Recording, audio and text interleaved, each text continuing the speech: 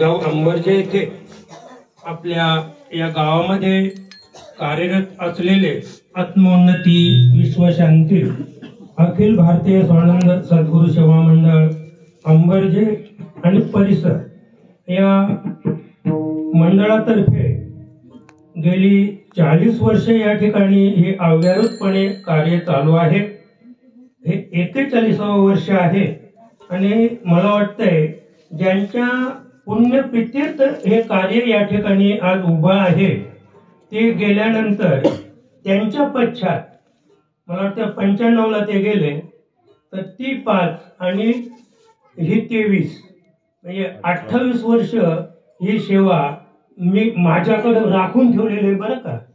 म्हणजे मला दिली मंडळाने असं नाही, ही काल्याची सेवा 28 वर्षे अविभारूतपणे मी माझ्या ताब्यात ठेवलेली आहे। 28 वर्ष मीच ते कार्य करतो। कदाचित मंडळाला ऐकून कंटाळाही आला असेल पण मी तेच पुन्हा सांगतो, हेच गाणे गा तुम्ही, हेच गाणे गा, चुकू नका तुम्ही, चुकू नका, हेच गाणे गा तुम्ही, हेच गाणे गा। म्हणून पुन्हा तुम्हाला माझ्या मुखातून तेच ऐकायला मिळेल की जे मागच्या वर्षी ऐकलं त्याच्या मागच्या वर्षी ऐकलं। मला वाटतंय 96व्या साली तुम्ही जे ऐकलं ते आता 24व्या वर्षी पण तेच ऐकायला मिळेल, म्हणून कदाचित तुम्ही कंटाळले असाल।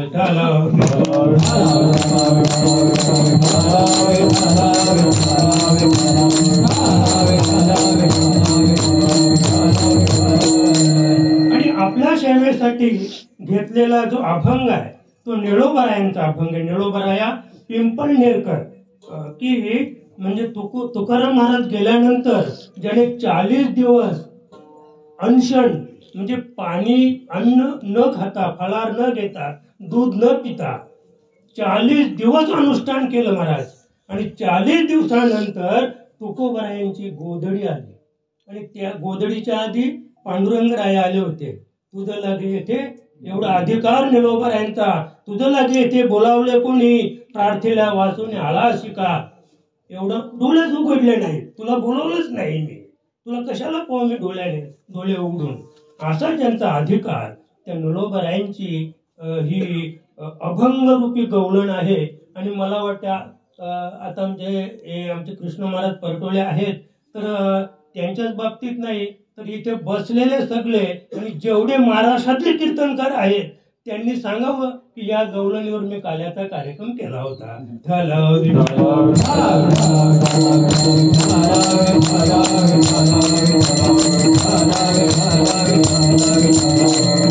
आपलं ते ब्रीद आहे, आपल्याला अभंग निळोबारायाने दिला, आपल्याला अभंग तुकोबाराया देतात, आपल्याला अभंग नाथराया देतात।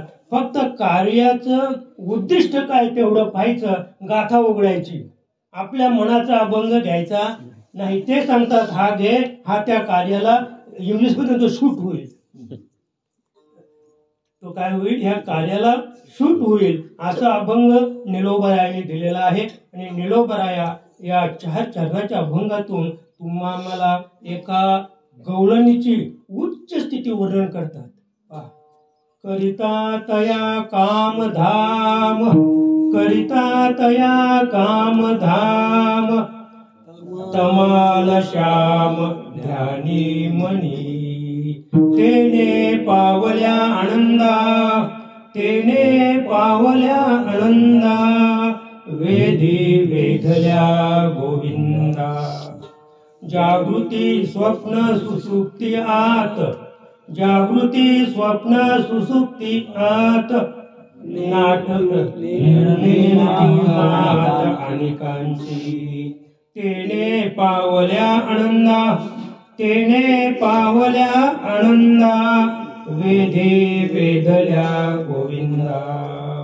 निळा म्हणे अहोरात्री, निळा म्हणे अहोरात्री, देखली नेत्रे तेची रूप, तेने पावल्या आनंदा, तेने पावल्या आनंदा, वेदी वेदल्या गोविंदा। पांडुरंगा करू पांडुरंगा करू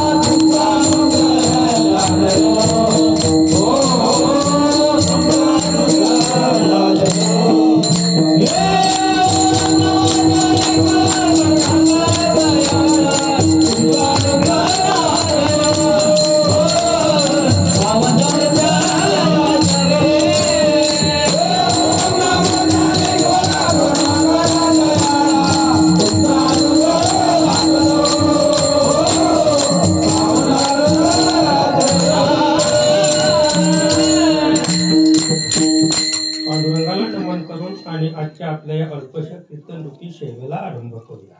तर प्रथम थोडक्यात सांगायचं म्हणजे करूया कीर्तन राम नारायण, करूया कीर्तन राम नारायण, करूया कीर्तन राम नारायण, करूया कीर्तन राम नारायण, जय जनार्दन जय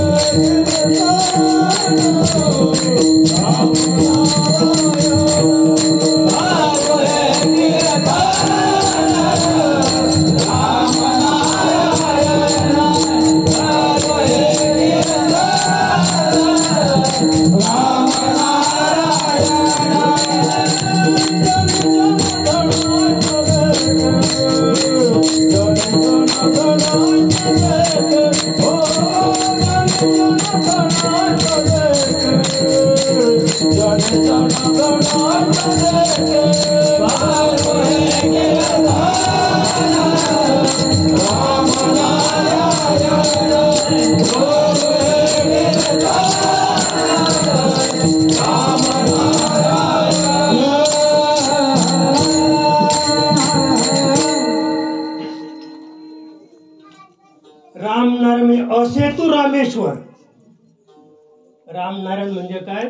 असेतु रामेश्वर म्हणजे पूर्व पश्चिम उत्तर दक्षिण आणि त्याच्यापेक्षा 10 दिशांना ज्याची एकरूपता आहे, 10 दिशांना जो वेगळेपणाने पाहत नाही। आता आपण पूर्व काही म्हणजे त्याच्या सापेक्ष पश्चिम आहे. म्हणजे काय झालं, द्वैत भावना निर्माण झाली.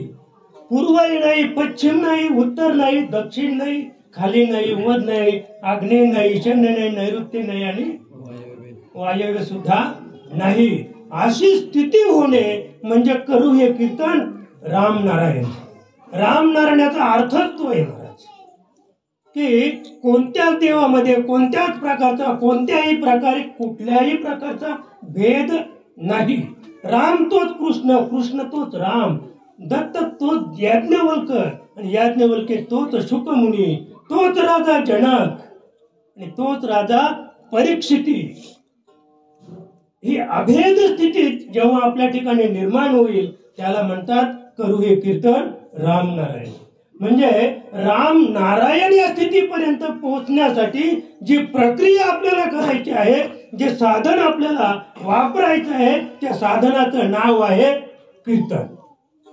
आणि आपण नेहमी पाहतो किर म्हणजे झाडणे, तणू म्हणजे शरीर. या शरीरामध्ये जो काही केर निर्माण झालेला आहे, काम, क्रोध, लोभ, मोह, मद आणि मत्सर, हे जे षड विकार आहेत, ते षड विकार झाडण्यासाठी जे साधन आपण वापरतो त्या साधनाचंच नाव आहे कीर्तन.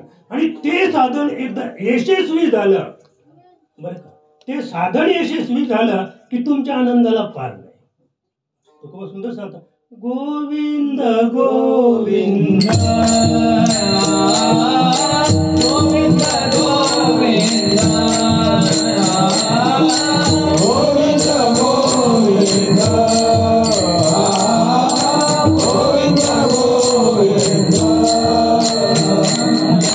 लागलिया चंदा मना लागलिया चंदा मना गोविंद के गाया वेदनाई देवालया मना लागलिया चंदा मना लागलिया चंदा मना गोविंद के गाया वेदनाई देवालया. त्या साधनाचं नाव आहे गोविंद गोविंद. म्हणा लागले छंद मग गोविंद ते काया. कोणाची? आपली. जो गोविंद म्हणतो त्याची भेद नाही जीवातया. तिथे भेद शिल्लक राहत नाही. आणि त्या अभेद स्थितीला प्राप्त होण्यासाठी बरं का, ऐशियाचा पदरा ऐशियाचा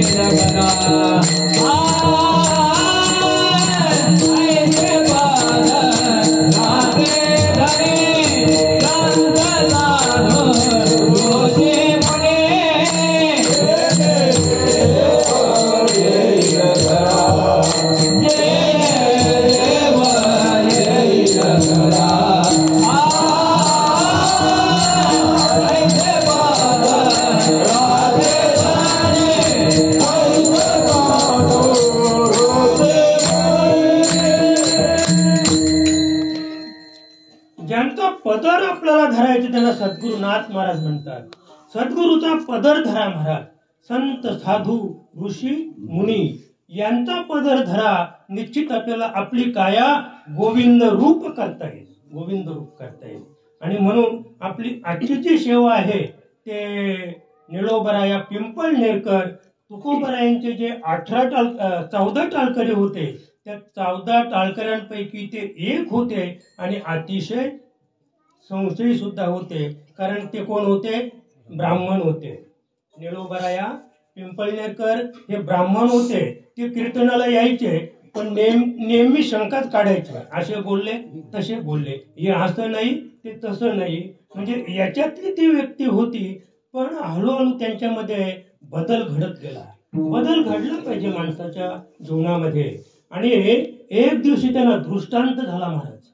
पिंपळनेरला असताना त्यांना दृष्टांत झाला की हे राजा निळोबाराया, अरे किती दिवस मी या डोहामध्ये पाण्यामध्ये बुडून राहू, किती दिवस या डोहामध्ये. अतिशय तो खोल डोह होता.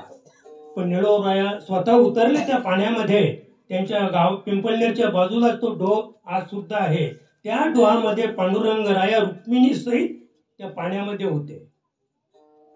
निळोबारायाने तिथे बुडी मारली आणि देवच तो फक्त बुडी मारल्याबरोबर त्यांच्या हाताला लागले. असं चाट पडून पाहिलं तर त्यांना वाटलं पांडुरंगच आहेत. आपण सुद्धा डोळे मिटून तुम्ही चाट पडू शकता, तुम्ही सांगू शकता हे भगवान शिवच आहेत किंवा भगवान कृष्णच आहेत किंवा भगवान विष्णूच आहेत, कारण आपण ते पाहिलेले आहेत. आणि म्हणून आजमावल्यामुळं त्यांनी हात स्पर्श झाल्यामुळे जाणलं की अरे विठ्ठल रुक्मिणीच आहे. आणि ती विठ्ठल रुक्मिणी आणली आणि पिंपळनेरला त्यांचं काय केलेलं आहे, मंदिर बांधून आणि त्या ठिकाणी उत्तम अधिष्ठान तयार करून आणि पांडुरंगरायाची प्राणप्रतिष्ठा निळोबारायाने त्या ठिकाणी केलेले आहे. असे निळोबाराया तुकाराम महाराज गेल्यानंतर त्यांना माहीतच नव्हतं. तुकाराम महाराज गेले हे त्यांना माहीतच नव्हतं. गेल्यानंतर 1 महिन्यात ते देऊळ आले होते. गेल्यानंतर 1 महिन्यात ते आले आणि चौकशी केली की महाराज कुठे आहेत.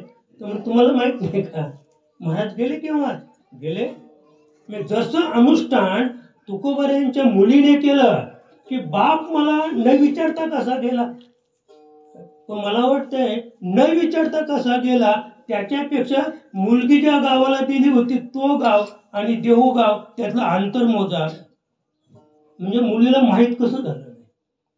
हजारो माणसं तिथे होती. वैकुंठाहून विमानाला तुकोबारायाला न्यायला हजारो माणसं उपस्थित होती. आणि ते जे गाव आहे ना, आता ती गाथा आहे ना, गाथा तुकोबारायांची गाथा मंदिर जे आहे तिथेच ते गाव इंद्रायणच्या काठी अगदी जवळ हाकेवर ते गाव होतं महाराज, हाकेवर. पण जेव्हा तिला समजलं ना तेव्हा ते अनुष्ठान केलं. पुढची कथा नाही सांगत, फक्त मी कथा एवढी सांगू इच्छितो निळोबारायांची, कारण ते अभंगाचे करते म्हणून. मग निळोबारायांना समजलं की तुकोबाराय गेले, पण मला माहित पाहिजे होतं कसे गेले. आणि म्हणून इंद्रायणीच्याच काठावर त्याने 40 दिवस अनुष्ठान केलं. स्वतः पांडुरंग त्यांना भेटायला आले. त्यांनी सांगितलं निळोबा तुम्ही डोळे उघडा, पण आपण कोण ते सांगा. म्हणे मी जगाचा बाप पांडुरंग आहे. म्हणे मी जगाच्या बापाला हाक नाही मारली, मला फक्त माझे सद्गुरू तुकया स्वामीच पाहिजेत आणि मी त्यांचा धावा केलेला आहे. येथे तुझ लागी बोलविले कोणी, तुझ लागी बोलविले कोणी, तुझ वागी बोलविले कोणी, तुझ लागी बोलविले कोणी. रात्रीला वाचून आला सीता, रात्रीला वाचून आला सीता, रात्रीला वाचून आला सीता. एवढंच नाही तर एवढा अधिकार निळोबारायांचा होता. आम्ही नोळखूची देवा, मी देवाला ओळखीतच नाही. पांडुरंग कोण आहे तोच मला माहित नाही. मला फक्त एकच देव माहित आहे, तुकया स्वामी.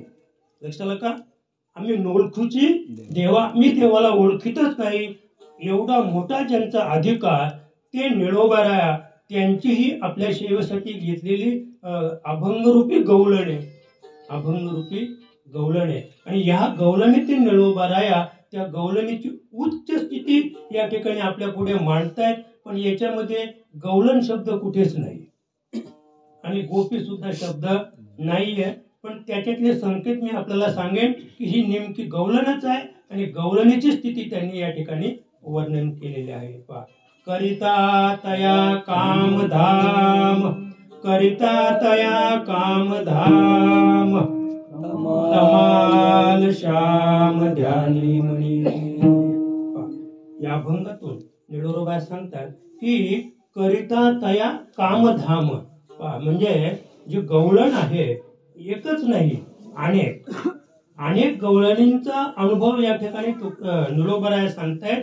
करिता तया कामधाम, धाम म्हणजे त्याचा अर्थ वेगळा बरं का. करिता तया काम म्हणजे आम्ही काम करतो पण धामाचं करतो, देवाचं नाही करत.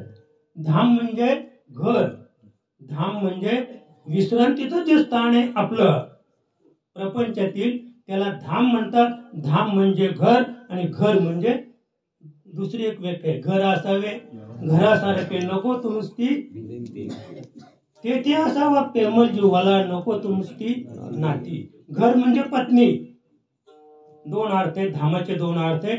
धाम म्हणजे घर, घरासाठी जे काम करतात, ज्या घरासाठी काम करतात त्याचं करीती तया काम धाम. ज्या घरासाठी काम करतात. दुसरी गोष्ट जे पत्नीसाठी करतात.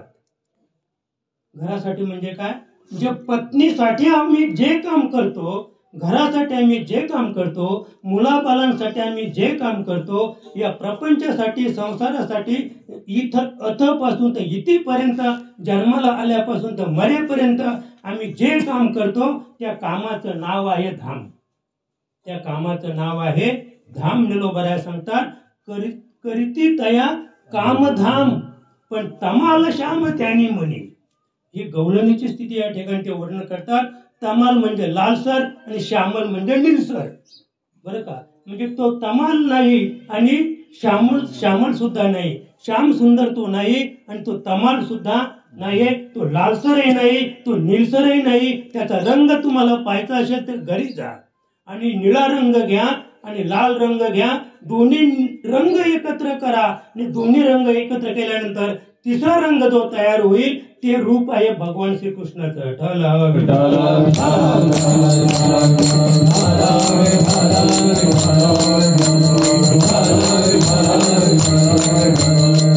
किती सुंदर कल्पना या ठिकाणी निलोबराने मांडलेले. गवळणीची कल्पना, ही गवळणीची कल्पना मांडलेले. तमाल श्याम त्यानी म्हणी. मी तो श्यामही नाही आणि तमाल सुद्धा. असा तमाल श्याम जो आहे तो त्यांच्या ध्यानात आणि मनात सुद्धा. आता काही गोष्टी आमच्या मनात असतात, माझ्या ध्यानातच नव्हतं. म्हणजे त्याच्या मनात होतं पण ध्यानात नव्हतं. काय माणसं माझ्या ध्यानात होतं, ते ध्यानात म्हणजे आठवणीत राहणं. ध्यानात त्याचा अर्थ काय, माझ्या आठवणीत ते होतं माझ्या मनातच नाही आलं. म्हणजे ध्यानात असेल पण मनात नसेल तरी त्या कार्याची पूर्ती होणार नाही. आणि मनात आहे पण ध्यानात नसेल तरी ते कार्य तुमचं अपूर्ण राहील. म्हणून गवळणीची स्थिती वर्णन करताना निलोबा सांगतात तमाल श्याम ध्यानी म्हणे. त्यांच्या ध्यानातही तो होता आणि मनातही होता आणि त्याच्यामुळं त्यांच्या तिथे अशी प्रक्रिया घडली त्या देहावर, त्या गवळणींच्या देहावर अशी प्रक्रिया घडली की तेने पावले आनंदा. बरं का. आता तुम्हाला आवर्जून सांगतो की पावल्या शब्द जो आहे तो स्त्रीवाचक आहे. कदाचित जर पुरुषवाचक असता तर तेने पावलो आनंदा काय झालं असतं, कदाचित तो एकेरी शब्द झाला असता तेने पावलो आनंदा. म्हणजे इथे गवळणींचं वास्तव संबंध नाही, बरं का. पण निलोबर सांगतात तेने पावल्या. पावल्या म्हणजे स्त्रीवाचक शब्द आहे. तेने पावल्या आनंदा. अशा ज्या गवळणी आहेत त्यांना तमाल श्याम ध्यानीमध्ये बसल्यामुळं त्यांना इतका आनंद झाला, इतका आनंद झाला की वेधी वेधल्या गोविंदा. त्यांना वेध लागला. कुणाचा, गोविंदाचा वेध त्या गवळणीला लागला. आणि गोविंदाचा वेध लागल्यामुळं त्यांची जी स्थिती आहे ना ती तिसऱ्या चरणात निलोबा वर्णन करतात. जागृती, स्वप्न, सुसुप्ती, आत.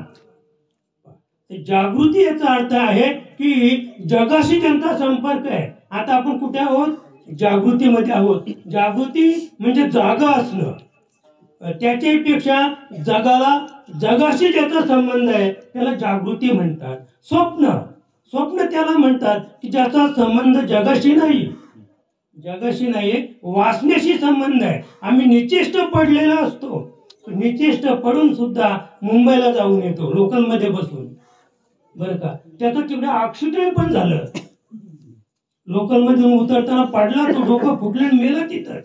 आणि मेला ते पण त्याला माहित आहे की अमुक स्टेशनला मी पडलो आणि मी मेलो असं आहे. पण उठल्यानंतर पाहतो तर मी जिवंतच आहे. त्याला स्वप्न म्हणतात.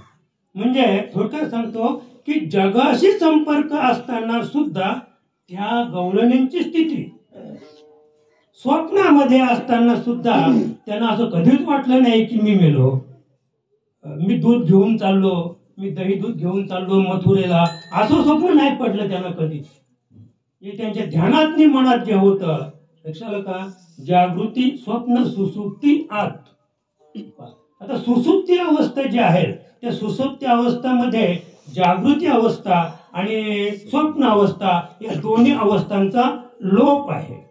दोन्ही अवस्थांचा लोप आहे. सुसुप्तीमध्ये जीव हा स्वतःलाच जाणतो, स्वतःलाच जाणतो. तो जगाला जाणत नाही, त्याला स्वप्नही माहित नाही आणि त्याला जागृत अवस्था सुद्धा माहित नाही. त्याला सुसुप्ती म्हणतात. पण निळोबाला सांगतात जागृती, स्वप्न, सुसुप्ती, आत. काय सांगतात?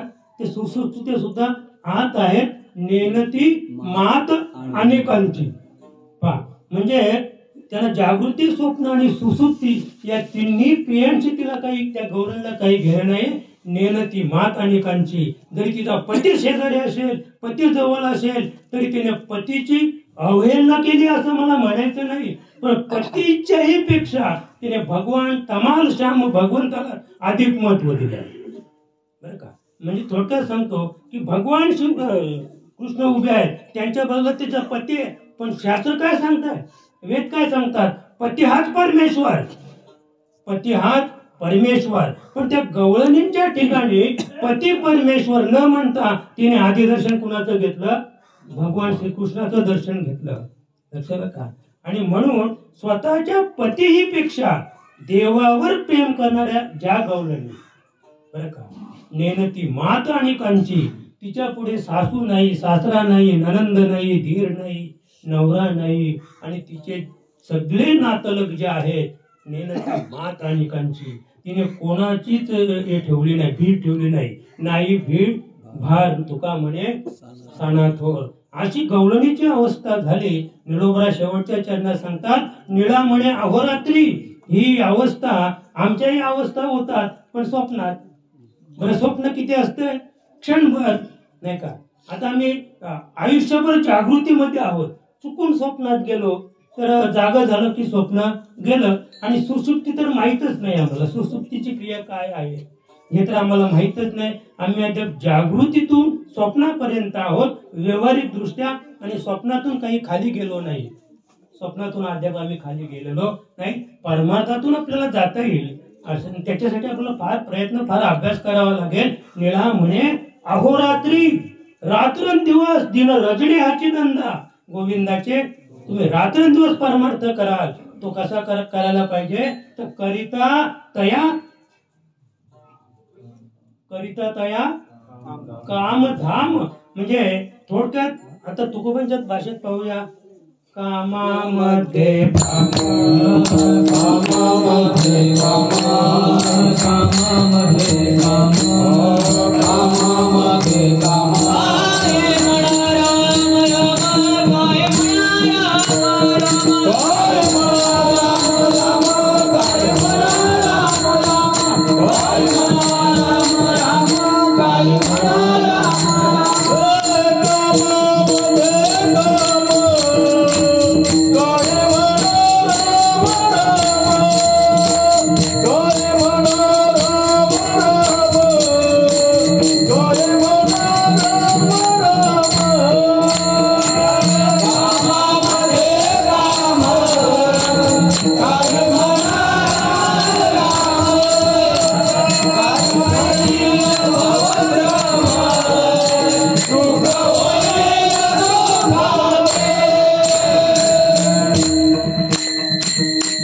कामामध्ये काम काही म्हणा राम राम, जाईल भवश्रम.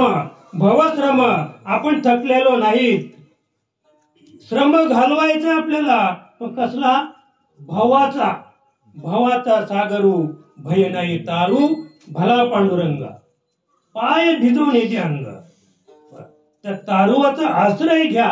आपण काही श्रमलेलो नाही, बरं का? आम्ही श्रमलोय पण इतर योनीमध्ये. या योनीमध्ये तर आम्हाला इतकी ताकद आलेली आहे की गेला तो 100 वर्षाचा झाला तरी जगण्याचाच प्रयत्न करतो. ती एक ताकदच आहे, ती एक ताकदच आहे. आणि म्हणून कामामध्ये काम काही म्हणा राम राम, जाईल भवश्रम. सुख होईल दुःखाचे. दुःखातून सुखाकडे यायचं असेल, भवाचा सागर पार करायचा असेल तर आपल्याला काय करायचंय? कामामध्ये कोणत्याही प्रकारचं काम करत असताना आपल्या मुखामध्ये रामाचं नाम आलं पाहिजे. राम राम म्हणून चालणार नाही महाराज, बरं का. माऊली तर फार सुंदर सांगायची, एक राम तो दशरथ का बेटा, दूजा राम तो घट घट में बैठा सर्वा घटी राम, तीजा राम तो सकल पसारा, तिसरा राम आहे तो या जगामध्ये व्यापून आहे, चौथा राम उससे न्यारा, चौथा एक राम आहे तो त्या पसाऱ्यात जो भरलेले ना त्याच्यापेक्षा चौथा वेगळा आहे. आणि आपल्याला मुक्त दशा प्राप्त करण्यासाठी जो राम आहे, पाचवे राम का करो विचारा, त्या पाचव्या रामाचा विचार आपल्याला फक्त आपले सद्गुरू माऊलीच दाखवून देईल की पाचवा राम कसा आहे आणि तो प्राप्त कसा होईल. आणि तो प्राप्त झाल्यानंतर मग म्हणायचे जय श्रीराम, मग म्हणायचे जय श्रीराम. आता जय श्रीरामचा झोपलेला आहे, आमचा जय श्रीराम अद्याप जागा झालेला नाही. ज्या दिवशी तो जागा होईल ना जय श्रीराम, त्या दिवशी या भारत देशामध्ये अगदी असेतु रामेश्वरम, संपूर्ण जगात सुद्धा हे विश्वामध्ये सुख ओतप्रोत कोंडून भरल्याशिवाय राहणार नाही, बरं का. कारण सुखाची व्याख्या तशी आहे, विठ्ठल जलीस्थली भरला रीता ठाव नाही उरला, तो मी दृष्टीने पाहिला विठ्ठलची विठ्ठलची विठ्ठलची दृष्टीने पाहिला, विठ्ठलची नाही पाहिला. सुखरूप आहेसा तुझा कोण सांगा, विठ्ठल म्हणजे सुख, विठ्ठल म्हणजे सुख, ओतीव सुखाचीच मूर्ती म्हणजे पांडुरंगराया. तो पांडुरंगराया मी या जगामध्ये ओतप्रोत भरून पाहिला. म्हणजे प्रत्येक जीवाच्या ठिकाणी त्यांना अनुभव आला, तो कोणता होता, सुखाचा अनुभव होता. आणि तोच अनुभव या अभंगातून निलोबरा या गवळणीच्या माध्यमातून पहिल्या कडव्यामध्ये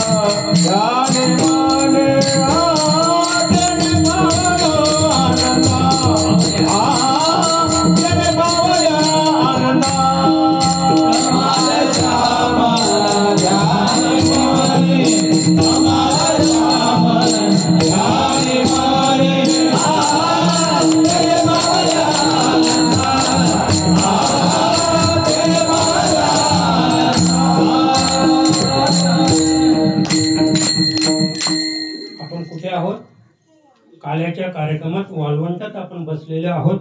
आणि काल्याच्या कार्यक्रमासाठी त्या अभंगाचे एकूण 5 टप्पे पडतात, बरं का. भगवंत का आले हा पहिला टप्पा आहे, तो सांगावाच लागेल. दुसरा टप्पा आहे येऊन काय केलं, इथे येऊन भगवंताने काय केलं हा दुसरा टप्पा आहे. तिसरा टप्पा आहे आपल्या कार्यासाठी घेतलेला अभंग, त्याचं वर्णन करणं तिसरा टप्पा आहे. चौथा टप्पा आहे गवळणींची गोकुळात झालेली स्थिती वर्णन करणं. आणि 5वा टप्पा आहे रानामध्ये जाणं, जंगलात गाई वळायला जाणं आणि तिथे काल्याचा कार्यक्रम करणं. बस, म्हणजे एकूण आपल्याला आजच्या या कार्यक्रमातून 5 टप्पे आपल्याला पाहिजे. आणि 5 टप्पे आता 11 वाजलेले आहेत, तर मला वाटतंय जर 10-10 मिनिटात आपला एक एक टप्पा पाहावा लागेल, नाही का. असू द्या तरी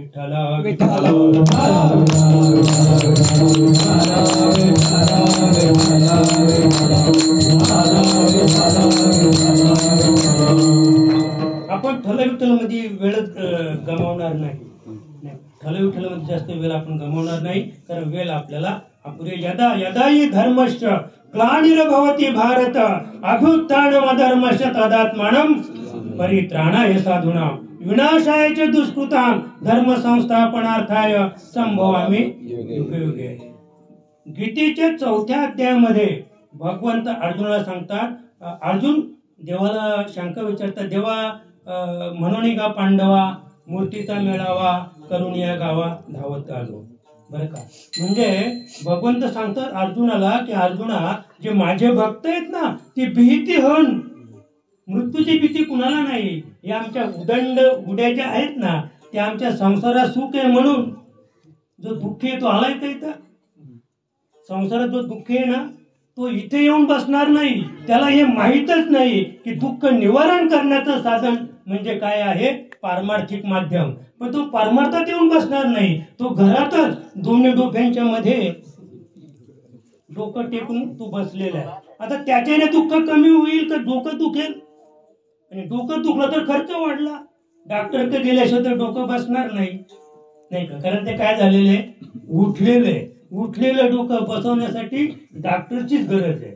लक्षात आलं का? आणि म्हणून भगवंत का आले तर अर्जुनाला भगवंत सांगतात की यदा यदाही धर्मश्च, यदा यदाही म्हणजे कदाचित, कदाचित अर्जुना ग्लानिर्भवती भारत, ज्या ज्या वेळी धर्माला ग्लानी येते अर्जुना मी तेव्हा अवतार घेतो. आणि दुसरं कारण त्याने सांगितलं, परित्राणाय साधूना विनाशायच्या दुष्कृतां धर्म संस्थापनार्थाय संभवामी युगे युगे.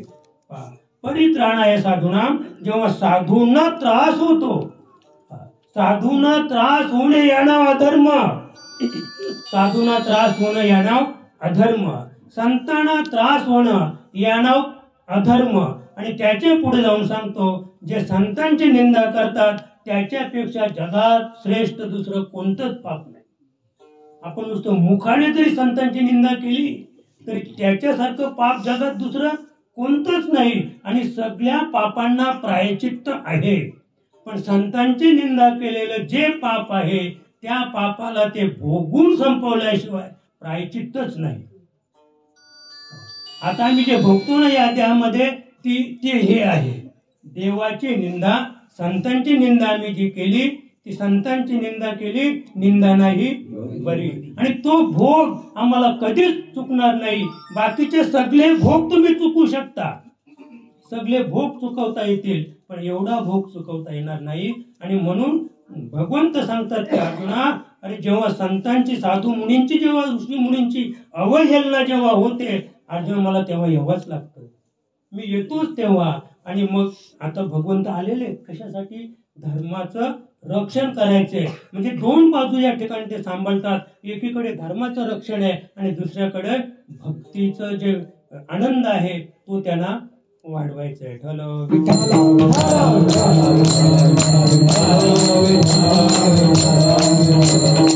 आता आपण डायरेक्ट गोकुळात जाऊया. मी भगवंताचा जन्म आपल्याला करायचा.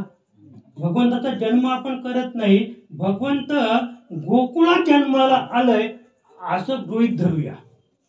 म्हणजे आता ती तिकडची एवढी मोठी कथा सांगा मथुरेतली, ती कथा सांगत गेलो आपण तर त्या मथुरेतच आपला वेळ निघून जाईल. आपण इकडे गोकुळात येणारच नाही. तेव्हा आपण डायरेक्ट गोकुळातच जाऊया हेलिकॉप्टरने, पायी चालायचंच नाही. दिसलं का? आता आपण डायरेक्ट गोकुळातच आपण आलेलो आहोत. आणि गोकुळात आल्यानंतर मग तिथे कोण जन्माला आलेले आहेत? भगवान श्रीकृष्ण. कशात जन्माला आले आहेत? धर्माचं रक्षण करण्यासाठी आणि भक्तीचं बीजारोपण करण्यासाठी. आणि म्हणून जसं ते आकाशवाणी झाली पण त्याच्यापेक्षा आकाशवाणीचं काही एवढं काही मोठे संकेत नाही. त्या सोडून आम्ही आकाशवाणी सोडून पण देऊ शकतो. पण ज्याला नारद मुनी म्हणतात ना, नारद मुनी ते गेले. नारद मुनी कंसाच्या घरी गेले आणि कंसाला कानात सांगितलं, अरे झोपलाय काय, उठ उठ. आणि जसा उठवला तसा एकदाच झोपला. जसा उठवला पुन्हा त्याला झोपच लागली नाही. त्याला एकदाच झोपवला. त्याला कसा झोपवला?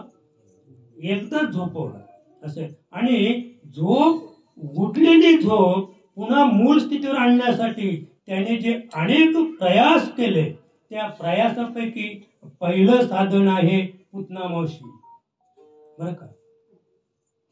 स्तनपाजायशी आली होती ती मावशी, तिच्या पोटी होती विवशी, तिने तिशी. आई मी काय कुणाचे केले? एक गोष्ट लक्षात ठेवा, भगवंत कुणाचं कधी वाईट करत नाही. भगवंताला सगळी सारखीच. दारू पिणाऱ्याला त्याला अधिक प्रेम करतो भगवंत पिणाऱ्यावर. त्याच्यापेक्षा चोरीमारी करतात त्यांना तर फारच सहाय्य करतो भगवंत. आता पहा ना तुम्ही, जे म्हणे काळा पैसा, मग आता सध्या भगवंत कुठे? काळ्या पैशात आहे. काळ्या पैशात भगवंत. मी रात्री सांगितलं की एकाने धर्मशाळेला 1 कोटी रुपये दिले, एकाने धर्मशाळेला 20 लाख दिले, आणि त्याच्यापेक्षा कथा ठेवून एका व्यक्तीनं 4 कोटी रुपये खर्च केला. 4 नाही म्हणजे 3.25 कोटीचा आकडा होता. म्हणजे 4 समजा पूर्ण स्थितीमध्ये, म्हणजे 3.25 कोटी रुपये खर्च करणारी माणसं या भारत देशात जन्माला आलेली आहेत. निव्वळ कथेसाठी.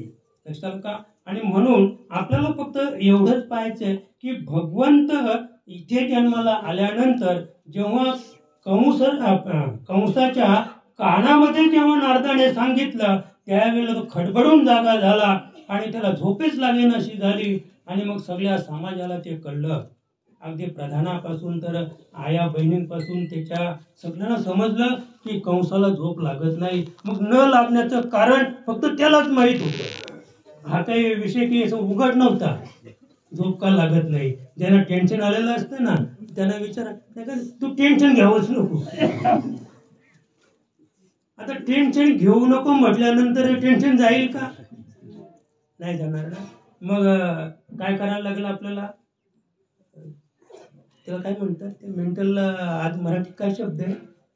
हा, म्हणजे मला ते अभिप्रेत आहे. मला मेंटल हॉस्पिटलचं सांगायचं नाही. मला मानस उपचार तज्ञ जो डॉक्टर आहे त्याच्याकडे आपल्याला जावं लागेल आणि मग त्या गोळ्या घेऊन झोपावं लागेल. आणि झोपल्यानंतर जरा सुस्ती येईल आणि चेहऱ्यावर पण त्याची छटा उमटेल. काही गोळ्या खातो काय? कारण गोळ्या खायला लागला माणूस की माणूस कसा होतो? जाडजूड होतो. पण त्याची चामडीच सांगते आणि त्याचा चेहरा सांगतो की हा गोळ्या खातो झोपेच्या. आता सांगतात म्हणजे आंघोळीच्या पण गोळ्या निघाल्यात म्हणतात. पण आपल्याला अभिप्रेत झोपेच्या गोळ्या माहित आहेत, पण आंघोळीच्या गोळ्या अद्याप ते आपल्याला समजल्या पण निघाल्या कसे सांगतात. जसे बुवा वडे आले ना,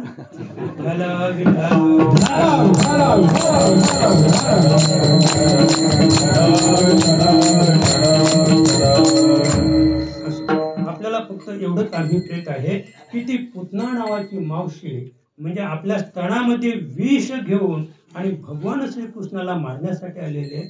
आणि अगदी थोडक्यात सांगेन मी, ती यशोदेकडे गेली आणि तिथे गेल्यानंतर यशोदेला ती सांगते की तुझं बाळ कुठे आहे? आणि तोपर्यंत सांगतात की 6000 बालकं मारली होती. आता खरं काय नाही खोटं काय? एका गावामध्ये 6000 बालकं होती कुठं? आणि 6000 बालकं मारली असती तर गावामध्ये किती हाहाकार माजला असता? किती हाहाकार माजला असता? तिला ठेचूनच मारली असती. जरी ती राक्षसी नसेल, तिथं जरी 1000 किलो जरी वजन तिथं असेल, 50,000 1 कोटी वजनाची माणसं तो गाव आहे. गाव करील ते राव काय करील? 6000 बालकं मारले तरी लोक पाहतच राहिले नाही का? ते महाराजांनी सुंदर सांगितलं की म्हणजे 7 रांजण भरले, ब्राह्मण मारलेले वाल्या कोल्याने, मग लोक होते कुठे?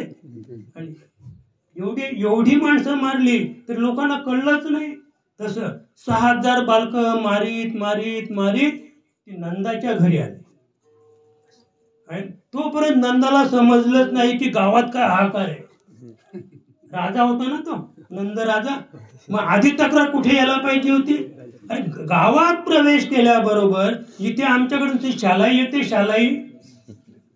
शालाई नुसती कुठे म्हणजे तिकडे स्मशानाकडे ती ढोलकीवर अशी एक रेस मारते. अशी एक रेस मारली की लगेच गावामध्ये समजते अरे शालाई आली. मग ती शालाई कुठे? त्या स्मशानभूमीत अंगावर ते पट्टे ओढून राहिले. ती पट्टे ओढताना आधी त्यांना ही रेस मारायची असते ढोलकीवर रेस मारल्याशिवाय पट्टे ओढीत नाही आणि मग ती गावात येते. मला काय सांगायचंय, मग हे जर आम्हाला स्मशानात तयारी करणारी शालाई आम्हाला जर गावात समजते तर 6000 बालकं मारली तरी राजाला समजलं नाही. तो तिथे आला. ती तिथे आली आणि यशोदेला विचारते काय ग कुठे गेलं लेकरू म्हणे झोपलं ग आता झोपलं ते खरोखर झोपलेच होते भगवान खरेच झोपले होते कारण देव झोपला बरं का देव झोपला तर आपल्यातलं कोणीच जागा राहणार नाही आम्ही कोणाच्या हिमतीवर जागे आहोत त्याच्या हिमतीवर मी मागे पण सांगितलं होतं की गडचिरोलीला आपले शस्त्रधारी 200 सैनिक जळून खाक झाले गडचिरोलीला बऱ्याच वर्षापूर्वीची ती गोष्ट आहे तर ती म्हणजे बाहेर त्यांची ड्युटी होती म्हणजे शस्त्रधारी पोलीस बाहेर शस्त्र घेऊन उभा त्याची ड्युटी फक्त 2 तास म्हणजे 24 तासामध्ये किती तास ड्युटी त्याला आहे 2 तास ड्युटी आहे मग 2 तास ड्युटी त्यांनी योग्य करावी की नाही रात्री 12 वाजल्यानंतर ज्याची ड्युटी होती तो जसा ड्युटीवर आला त्यांनी बंदूक बाजूला ठेवली आणि झोपून घेतला आणि तिथे जे आतंकवादी जे होते नक्षलवादी ज्याला आपण म्हणतो ते जे होते ते त्यांच्या पहाऱ्यावरच होते 200 शस्त्रधारी पोलीस झोपले होते आतमध्ये आणि हे त्यांचा पहारा करत होते यांच्या विश्वासावर ते झोपले आणि आतंकवादी आले खिडकी उघडली आतमध्ये पेट्रोलचे बोले फेकले आणि आग लावून दिली 200 पोलीस आतमध्येच जळून खाक झाले महाराज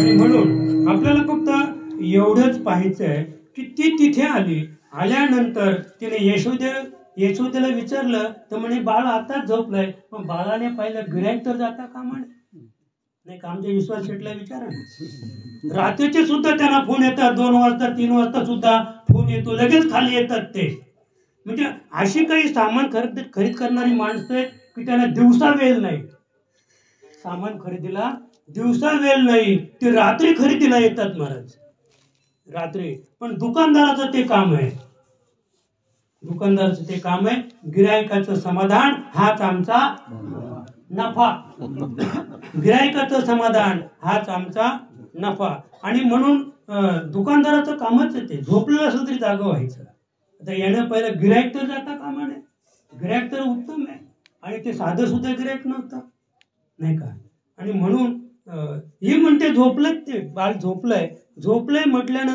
बस म्हणजे बस तुला चहा करते मी तोपर्यंत ते रडायलाच लागलं ना त्याने पहिलं चहा घेपर्यंत थांबली तर बरी कारण गेला किती वेळ आणि किती नाही आणि म्हणून ते रडायला लागलं लगेच ते आतमध्ये गेली कारण ज्या कामासाठी आली होती लगेच ती आतमध्ये गेली आणि आतमध्ये जाऊन बाळाला उचलून तिने बाहेर आणलं यशोदा बाहेर आली म्हणे काय नाही म्हणे जरा पाहतो मी त्याला लगेच तिने ओसंगाला लावलं पदर बाजूला केला स्तनाला लावलं बाळ बरं का आणि मग बाळाला पण तेच पाहिजे होतं ते कशासाठी आलं होतं पहिलं कामच म्हणजे तेच काम होतं त्यांचं पहिलं आणि मग तिथे आल्यानंतर तिने ते ओसंगाला लावलं अगदी नामदेव मला सुंदर सांगतात बरं का म्हणजे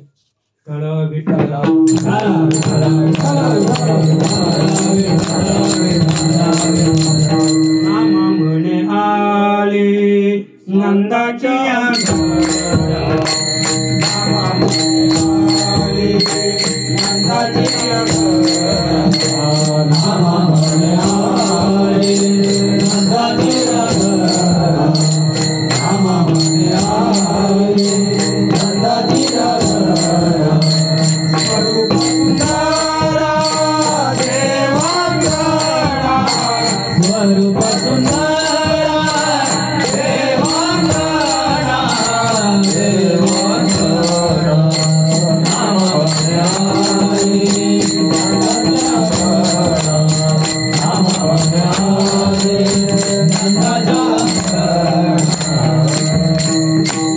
नामामणी आली नंदाची या घरा स्वरूप सुंदरा देवांगणा कोण होती ती पुतना होती पुतना पण असं रूप घेतलं होतं राक्षस त्याला म्हणतात की तो क्षणाक्षणाला रूप पालटतो राक्षस त्याला म्हणतात की तो क्षणाक्षणाला रूप पालटतो जनक राजे विश्वामित्र उगीच दशरथाकडे आले नाहीत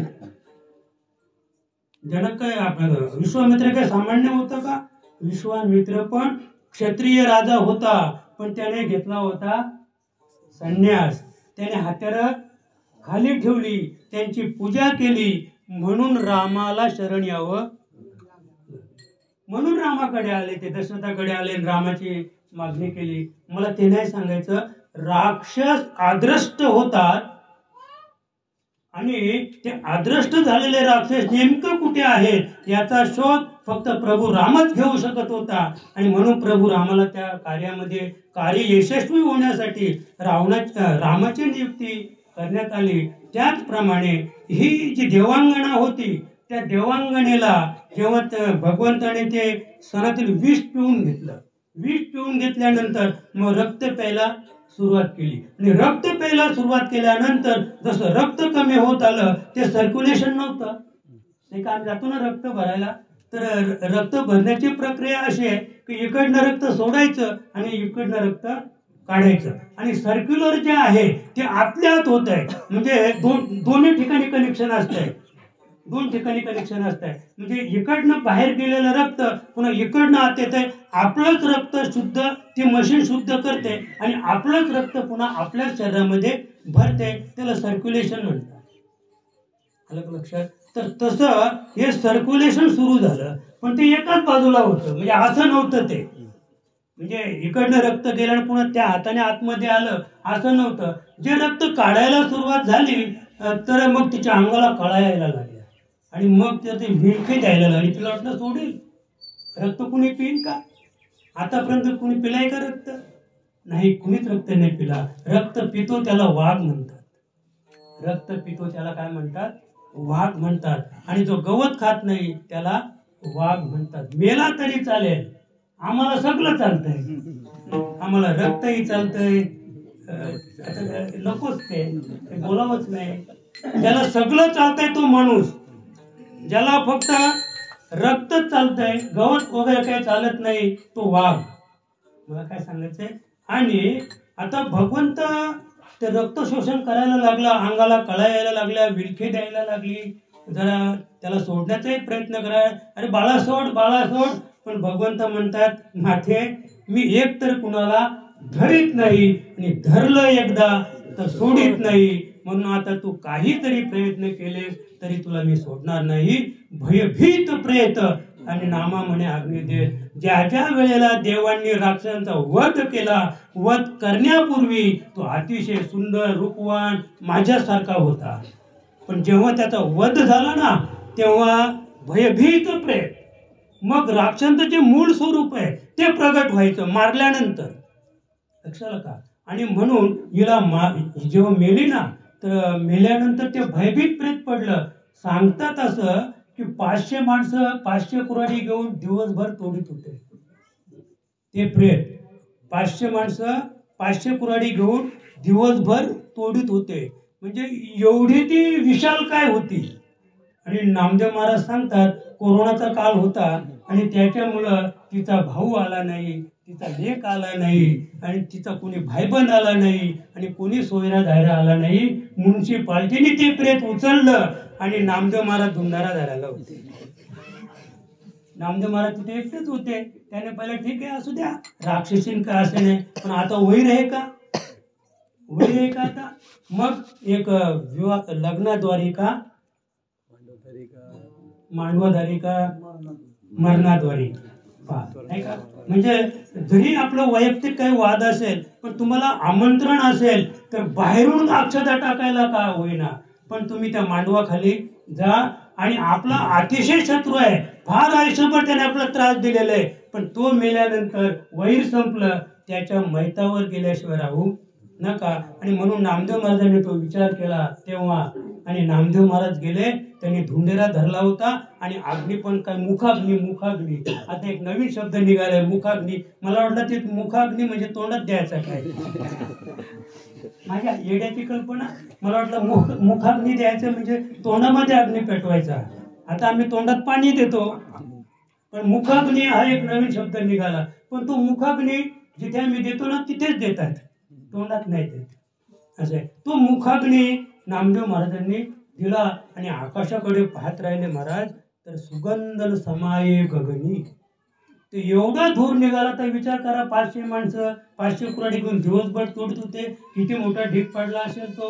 आणि त्याला अग्नी दिल्यानंतर तो धूर निघाला ना, जा ना तुम्ही धूर घ्या, आमचा धूर घ्या स्मशानामध्ये.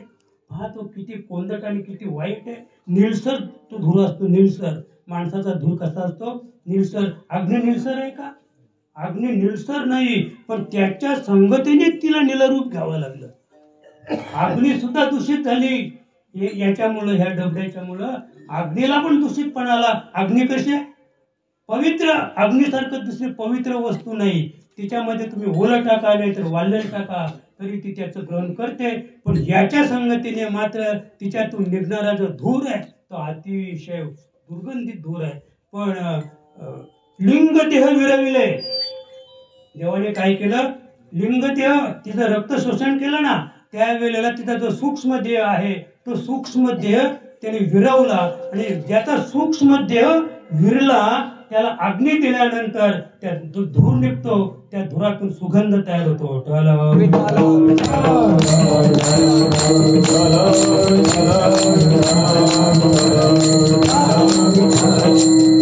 आणि म्हणून पूर्वी राजे रजवाडे जेव्हा यज्ञ करायचे, यज्ञामध्ये तो शामकर्ण नावाचा वारू सोडायचा, बरं का. शामकर्ण म्हणजे ज्याचे कान श्याम म्हणजे निळसर रंगाचे आहेत आणि ज्याची शेपटी पूर्ण सफेद आहे, ज्याची शेपटी सफेद आहे, ज्याचे कान निळवर्णाचे आहेत, असा वारू शोधायचा, त्याला जगभर फिरवायचा आणि आणून त्याला यज्ञामध्ये कापायचा. पण तिथे यज्ञात कापल्यानंतर त्याच्यातून दुधाच्या चिलकांड्या उरायच्या. हे नवल आहे. किती पवित्र झाला तो, जगभर फिरला.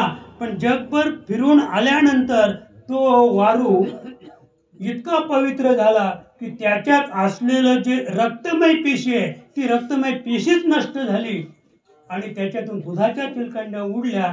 त्याच्यामुळं पाप नाही झालं, पाप झालं नाही. त्याचंही ते पुण्यच, त्या घोड्याचंही पुण्य आणि ज्याने यज्ञ केला त्याचंही ते पुण्य असो. तर इथे ती मारली गेली.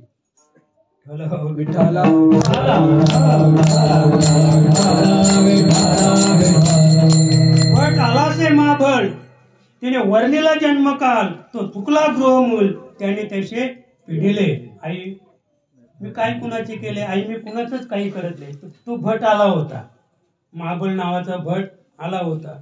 तर त्याने म्हणजे गर्गाने तो पुशिले उत्तम गुण. ती यशोदा माया सांगते, अरे तुम्ही सांगता की गर्तेत नेऊन टाका याशी, बरं का. हे मूळ नक्षत्र जन्माला आलेलं आहे आणि उद्या तुम्हाला धोका आहे. आई वडिलांना धोका असतो. मूळ नक्षत्र बाळ जन्माला आले तर आई मरते किंवा बाप मरतो आणि आई बाप मेला नाही तर त्याने उड्याच मारायच्या, बरं का. शांती करायची नाही. पुढे तिची लग्न झाला की सासू मरेल, लग्न झाला की कोण मरेल. मग तरी बाप तिच्या मूळ नक्षत्र शांती करतोच, कारण तिची सासू जगली पाहिजे आणि माझ्या लेकीला त्रास दिला पाहिजे हे त्याला माहितच आहे. कोणला बापाला झालं का. म्हणजे एकतर आई बाप मरेल नाहीतर सासू किंवा सासरा मरेल. आणि अशी उदाहरणं आपण आतापर्यंत पाहत आलेलो आहोत. आणि म्हणून त्याने सांगितलं गर्तेत नेऊन टाकायची.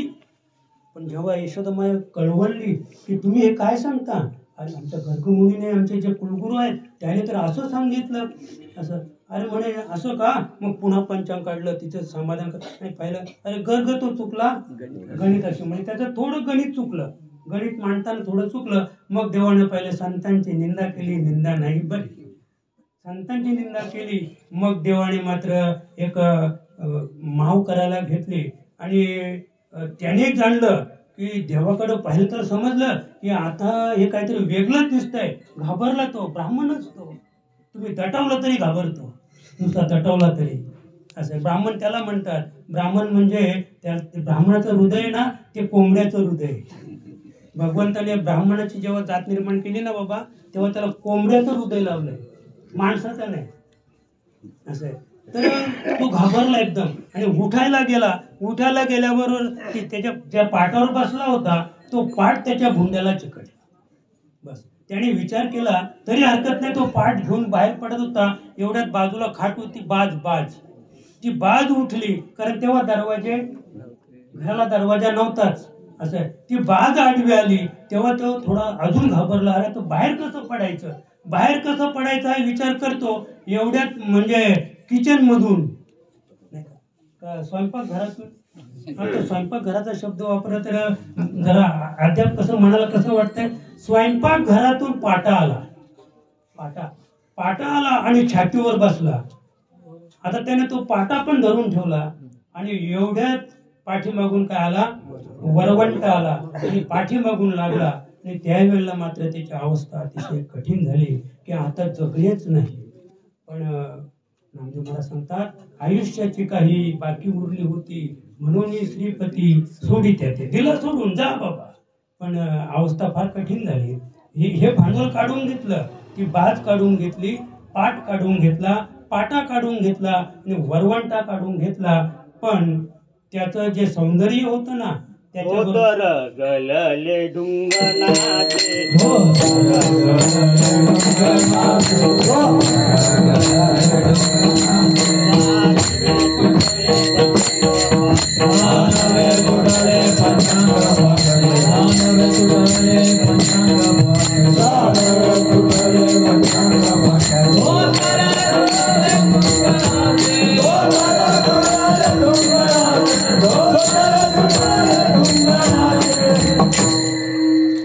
जाणवे तुटले, पंचांग फाटले आणि धोतर फिटले ढुंगणाचे. म्हणजे ब्राह्मणाची जी लक्षणं आहेत ती तिन्ही लक्षणं भगवंताने काढून घेतली. त्याचं जानवही काढून घेतलं, त्याचं पंचांगही काढून घेतलं आणि त्याचं धोतरही काढून घेतलं. आता विचार करा, तो ब्राह्मण राहिलाच नाही. पण तरी त्या दशेमध्ये ते मथुरेला गेलेले आहेत, आपली व्यथा सांगितली आणि आपली व्यथा सांगितल्यानंतर एका मिनिटात 3 राक्षसांची कथा सांगतो आणि आपल्या मूळ कार्याकडे आपण वळूया. बक आला आणि काग आला, रिठा नाही का, खेळत होतो यमुने तटी, बक लागला माझे पाठी, आई याची धरुणी चंचुकटी भूमीवरी राहतीला. आई आई तू सांग, मी कधीच कुणाचं वाईट करत नाही. आणि पुन्हा एकदा आवर्जून सांगतो, देव कधीच कुणाचं वाईट करत नाही. देवाला आयुष्यात कधीच दोष देऊ नका, देवाला कधीच दोष देऊ नका. देवाला दोष देण्याऐवजी दैवाला दोष द्या. देवा शब्द आहे ना, त्याच्यावर अजून एक मात्रा द्या, म्हणजे देवाचं काय होईल, दैव. दैव म्हणजे प्रारब्ध, दैव म्हणजे आपण केलेल्या कर्माची पोचपावती. काय रडायची गरज नाही. का रडता? अरे तुम्ही खूनच केलाय ना, मग खून केला सुद्धा 20 वर्षे भोगा ना आनंदात. कशासाठी रडता? कशात सुटण्याचा प्रयत्न करता? बापाला शिव्या देतो, कधी सोडशील कधी सोडशील. मारताना विचारलं होतं का बापाला? त्याचा खून करताना बापाला विचारलं होतं का? पण तो येडा बाप प्रत्येक महिन्याला जातो, काय घ्यायचे ते घ्या, पण जामीन होऊ दे एकदमचा. लक्षाला का? जाऊ दे, आपला तो विषय नाही. आपला विषय आहे की हा बक मारला, काग मारला नाही का, म्हणजे त्याच्या हातामध्ये रत्न ताटामध्ये आणि दही दूध घेऊन आणि ते बाहेर निघाले होते. भगवान श्रीकृष्ण लहान बाळ. पहा तुम्ही, जर कावळा आला ना आपल्या दारामध्ये, कावळा, आणि लहान बाळाच्या जर भाजी असली किंवा नसली, पण तो अगदी त्याच्या जवळ येतो, घाबरत नाही कावळा. त्या लहान बाळाने त्याला पकडायचा प्रयत्न केला, त्याला मारण्याचा प्रयत्न केला, तरी सुद्धा कावळा बाजूला होत नाही. त्याला माहितीये हा मला मारणार, कारण तो ते बाळ जे येत आहे त्याची जी बाळबुद्धी आहे, तो समजतो एक खेळणं आहे. हे काय आहे? खेळणं आहे. लहान बाळाला साप सुद्धा चावत नाही. 6 महिन्याचं 8 महिन्याचं जर लेकरू असेल आणि जर तिथे सर्प आला, त्या सर्पाला जरी त्या बाळाने पकडलं तरी सर्प सुद्धा त्या बाळबुद्धीने त्याच्याकडे पाहतो, त्याच्याबरोबर खेळतो. अद्याप असं आपण ऐकलेलं नाहीये की लहान बाळाला सर्प चावला, त्या चावणारच नाही. तो आम्हाला चावतो कारण आम्ही आधीच ठरवलं याला मारायचं. ज्याने मारायचं ठरवलं तोही म्हणत होतो की याला आपण जर चावा घेतला नाही तर आपण सुटणार नाही. आणि म्हणून त्या कागाला सुद्धा नाही का, कागाला काय केलं, भूमीवरील म्हणजे त्याची धरुणी काग लागला म्हणजे पाठी, आणि ते जाऊ दे काय हरकत नाही का. पण त्याला काय केलं त्यांनी, त्याची धरून चंचू उपटी म्हणजे अशी त्याची ती चोचच अशी हे केली आणि त्याला आपटला आणि त्या कागाला सुद्धा मारला. ते मूळ स्वरूपामध्ये आले. इथेच आपण थांबूया.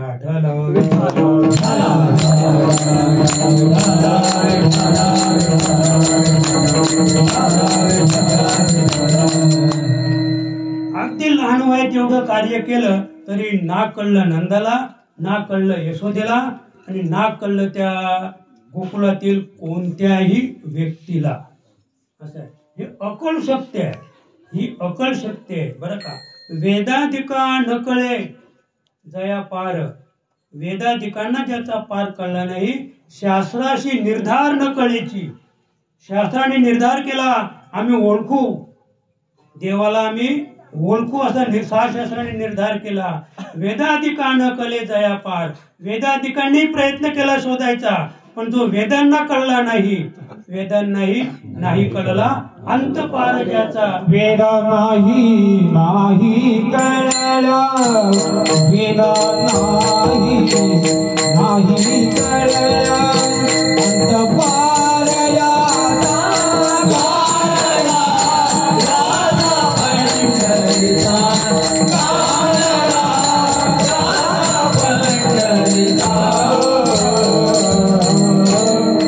वेदांनाही नाही कळला अंत पार ज्याचा.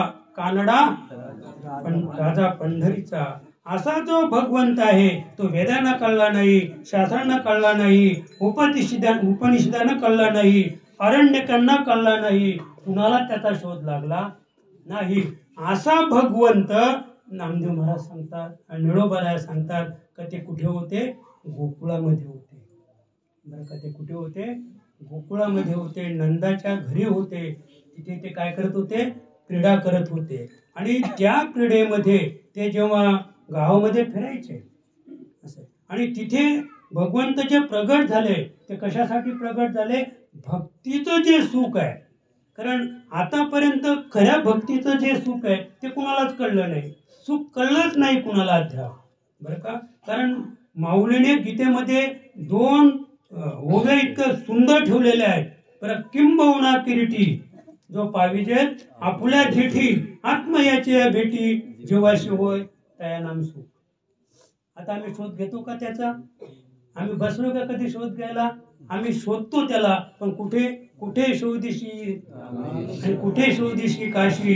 हृदयातील भगवंत राहिला हृदयातून. त्याचा शोधच लागला नाही अद्याप आपल्याला. आणि म्हणून भगवंताला अवतार घ्यावा लागला महाराज. भगवंताला अवतार घेण्याचं एक कारण ते आहे की भक्ती ही कळली नाही कुणाला, वेदांना कळली नाही, शास्त्राला कळली नाही. आणि म्हणून ती भक्ती या विश्वामध्ये प्रगट करण्यासाठी भगवंत अवतार स्थित झाले, गोकुळामध्ये आले. आणि त्याने विचार केला शहानिया दुरी आणि बोबडी या दासा हाका मारी. शहाण्या माणसांना त्याने कधीच जवळ केलं नाही त्यांच्या बरोबर. म्हणून आज ती स्थिती आहे. आजची सुद्धा ती स्थिती आहे. ही सगळी येडी बाबली बोलतात ना, ही उभी येडी बाबली ना बसलेली पण येडी बाबली. याच्या शहाणा कोणीच नाही. लक्षात का. मग मी कधी कधी शिरगावच्या पोलीस पाटलाला फार किंमत देतो. शिरगावचा एक असा पोलीस पाटील आहे की तो पोलीस पाटीलच नाही असा पोलीस पाटील आहे शिरगावचा, की जेव्हा पाहावा तेव्हा तो टाळ घेऊन उभा असतो. कीर्तनामध्ये टाळ घेऊन उभा असतो. आणि सरपंच आणि पोलीस पाटील गावचा हे जर टाळ घेऊन उभे राहिले तर त्या कार्याची शोभा वेगळी आहे. पण आम्ही त्यांना फक्त सत्कारलाच बोलवतो. लक्षात का. मी रात्री पहाटे म्हणजे संध्याकाळी ते 2 वाजता विश्वासला पण सांगितलं की विश्वास तू जेव्हा हरिपाठात नाचशील ना, असं आहे, एक विश्वास बाहेर बसतो आणि त्याच्या बरोबर 10 अविश्वासी असतात. पण अद्याप विश्वासने विचारच केला नाही की एका विश्वासाबरोबर 10 अविश्वासी बसतात. त्याच्यामुळे विश्वासच जर मंदिरात गेला तर ते त्याचा निघून जाईल, त्यांचा निघून जाईल. आणि ते पण विश्वासच्या बरोबर आतमध्ये येतील. आणि मग मात्र बाहेरचा कोणी सांगणार नाही की हरिपाठ उरकून घ्या. आम्ही सांगतो 8:30ला जरी हरिपाठ संपला तरी कीर्तन 9ला सुरू होईल. माणसं जेवायला कशी घालायची हे आम्ही घालत नाही, घालणारे घालतात, पण वेळेवरच उरकतात. खंती ते न करा, खंती नाही करायची. सगळं कार्य आपलं वेळेवर होईल. विश्वासला मी सांगितलं, जरा आत येऊन बघ, तुला तुझी किंमत वाढवायची असेल ना, या देहाची किंमत वाढवायची असेल तर हरिपाठात येऊन नाच. बाहेर कदाचित काल खंते वाटलं, म्हणजे शंकर बाबा पण होते, चुकून बोललो मी, बोलायला नको तो. मला नंतर खंत झाली त्या गोष्टीची. मी त्यांना तिथून इथे बसलेलं पाहिलं खुर्चीत, आणि सांगतात बसूनच राहा म्हणून, तुमचा फोटो काढतो आम्ही, तुमचा आम्ही फोटो काढतो. पण नंतर मला खंत झाली की हा शब्द माझ्या मुखातून वाईट गेला, पण तो वाईट नाहीये, तो चांगलाच आहे. तुम्ही मंदिरात येऊन बसा, तुमचं भलं झाल्याशिवाय राहणार नाही. हे मंदिर त्याच्यासाठी आहे, आपलं भलं करून घेण्यासाठी मंदिर आहे.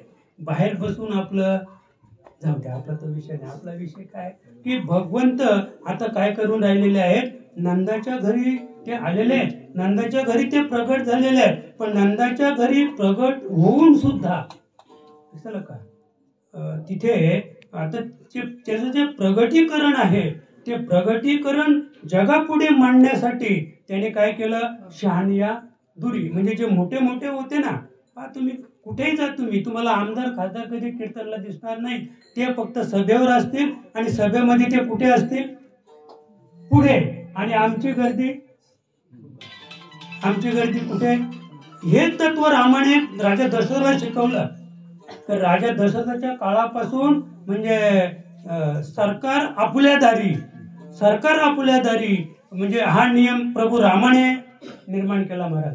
कारण पूर्वीचा दशरथ असा काळ होता की प्रत्येक महिन्याला सगळी जनता तो अयोध्येला बोलवायचा, आणि कोणाची काय समस्या त्या सगळ्या समस्या तो अयोध्येला म्हणजे सिंहासनावर बसून मिटवायचा.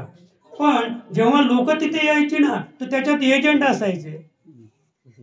एजंटचा तर सुलसुलाट झालेला आहे महाराज. मला तर एक माणूस बोलला, काय बोलला ते पाणी काय रोजच पाणी, तर मला रोडवरून पाणी वाहतो का मृगजलाचा नाही का. तर हे रोडच पाणी, तर त्याचा अर्थ एजंट. तर त्यावेळेला ते एजंट होते. नेमकं प्रभुराम थोडासा जाणता झाला, आणि त्याने पाहिलं तर हा सगळा सुलसुलाट एजंटच आहे. अरे ज्यांची व्यथा आहे ते समोर येऊ शकत नाहीत. एक बाई, ते सियाकी राम मध्ये आम्ही एक बाई पाहिली, अहो रडायची. ती सांगायची एजंटला की माझी एवढी विनंती जाऊन सांगा राजा दशरथाला, पण ती विनंती तिथपर्यंत पोहोचली नाही, आणि ही रामाच्या लक्षात आली. आणि म्हणून रामाने राजा दशरथ सांगितला, हे असं चालणार नाही, नियम हा मोडीत काढा, आणि सरकार आपल्या दारी. आता आपण म्हणतो ना, मुख्यमंत्र्यांनी फतवा काढला, सरकार आपल्या दारी. मुख्यमंत्र्यांनी नाही काढला, तो त्रेतायुगात प्रभू रामाने तो फतवा काढला. प्रभू राम जनतेमध्ये आला महाराज, जनतेत राम आला, आणि त्या जनतेमध्ये राम नाचायला लागला. आणि राम जेव्हा जनतेत आला, त्या जनतेतील समाजाचा आनंद, त्या जनतेतील समाजाची ती आवड, आणि त्यांचं ते रडणं पाहिल्यानंतर आपल्या सुद्धा डोळ्यातून आसू आल्याशिवाय राहणार, एवढा आनंद झाला. अरे जगाचा बाप राम. आणि आपल्याला विचारतो नाही का, आता आपल्या या देशाचा जो नेता आहे नाही का, नरेंद्रजी मोदी साहेब पंतप्रधान, तर ते ठाकरेंच्या जोडीला जेवायला बसले हो. 5-7 आदिवासी माणसं घेतली आणि त्यांच्यामध्ये जेवायला बसले. मला वाटतंय यांनी तर त्यांचं खाद्य खाल्लं, कुणाचं, ठाकरांचं. पण ठाकरांनी सोनं खाल्लं. ठाकरांना शुद्ध नसेल की आम्ही काय खातो आम्ही कासया, कोणाच्या बरोबर खातो, कोणाच्या पंक्तीला बसलोय आपण, त्याला शुद्ध असेल का. असा नेता असला तर जगाचं भलं व्हायला वेळ लागणार नाही. असं मी नेता हा खाली आला पाहिजे. मला काय सांगायचंय, नेता खाली आला पाहिजे, नेता समाजात आला पाहिजे. समाजाचं हित झाल्याशिवाय राहणार नाही. तरी समाज अद्याप त्या नेत्याला सुद्धा कळला नाही. भाग घेतलं सगळं ऑनलाईन कशासाठी, त्यांना तो भ्रष्टाचार मिटवायचंय. पण भ्रष्टाचार अद्याप मिटलेला नाही. जेव्हा आम्हाला एखादी स्कीम येते ना, तर त्या स्कीम देणारा सांगतो मला आधी एवढे द्या.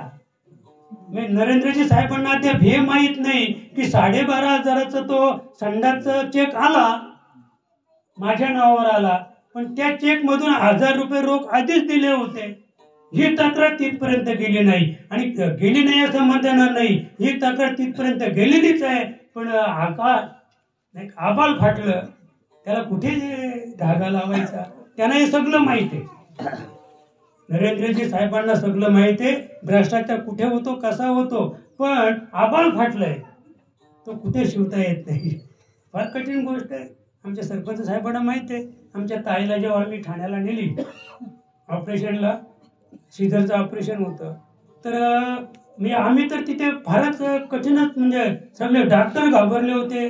पण ते आता इथे सांगायचं नाही, फार अवस्था कठीण केली त्या डॉक्टर लोकांची. एक लेडीज होती, तिला खुर्चीतून उभं राहता येत नव्हतं, इतकी घाबरली ती लेडीज.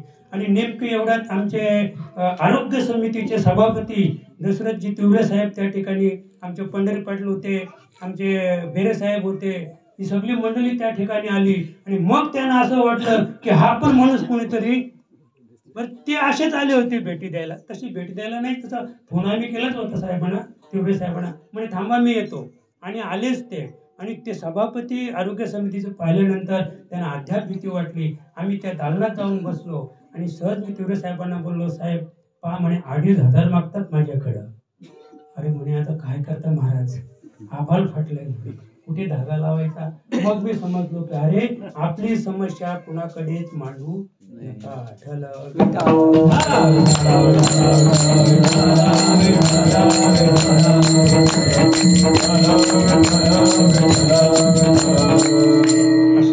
आणि म्हणून जे वेदांना सुद्धा कळलं नाही असं तत्व नंदाच्या घरी रांगत होतं, खेळत होतं. आणि ते तत्व फक्त गवळणीनंच कळलं.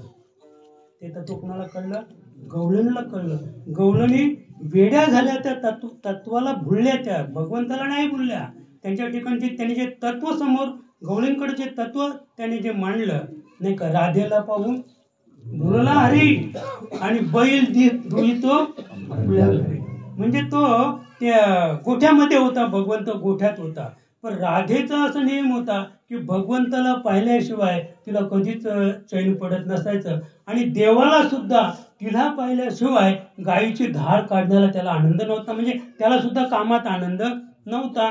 एवढ्यात ती राधा तिकडनं आली आणि राधेला पाहिल्यानंतर तो बैल धुतो आपल्या घरी. ते बैलाची धार काढत होता हो ती. म्हणजे 10 लिटर गाय दूध द्यायची तर बैलाने 20 लिटर दूध दिलं. बैलाने किती दूध दिलं? 20 लिटर. पण ही झाली भगवंताची अवस्था. पण राधेची पण तशीच अवस्था होती. डेरा रीता, राधा घुसली डेरा रीता.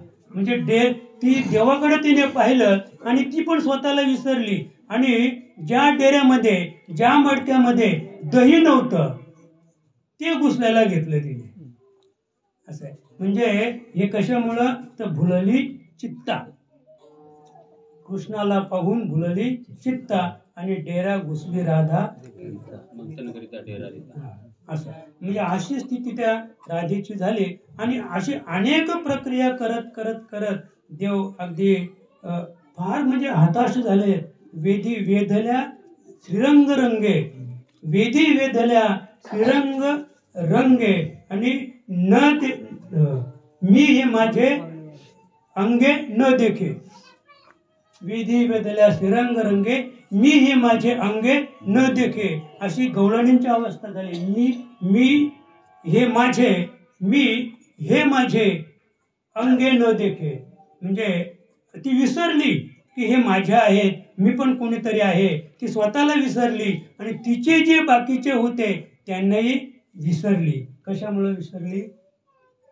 वेधले गे माये श्रीरंग रंगे. असं आहे. त्याच्या पुढे आपण जर गेलो तर रूपावर सुद्धा काही गवळणी भाळल्या होत्या बरं का. आणि रूपावर भाळल्यामुळं त्यांची हीच अवस्था होती. न देखे मात अनेकांची, अशी स्थिती गवळणींची होती. आणि अजून आपण त्याच्याही पुढे गेलो तर भगवंताचं जे रूप आहे ते अति सुंदर रूप होतं. आणि अति सुंदर रूप पाहिल्यानंतर सुंदर सावळा देवीला सावळा देवीला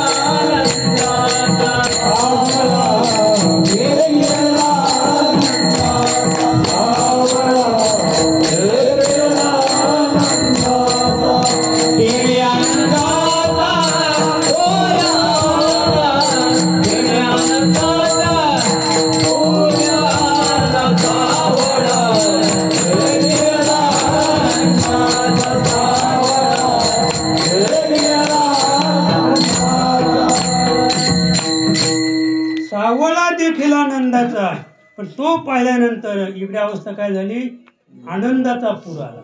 आनंदमय गवळणी अगदी त्या आनंदामध्ये त्या बागडत होत्या महाराज, बरं का. आणि त्या आनंदामध्ये त्यांच्या मुखातून ते स्फुरायचं, हा काळा सावळा रे पोऱ्या कुणाचा बाई, राखी तो गवळ्याच्या बाई. असं म्हणजे हे काही सामान्य नाही, ही गवळण्यांची स्थिती होती. हा काळा सावळा रे पोऱ्या कुणाचा बाई. काय शब्द आहे, पोऱ्या शब्द आहे. आता आपण काय पोऱ्या, बरं वाटेल का त्या पोऱ्याला?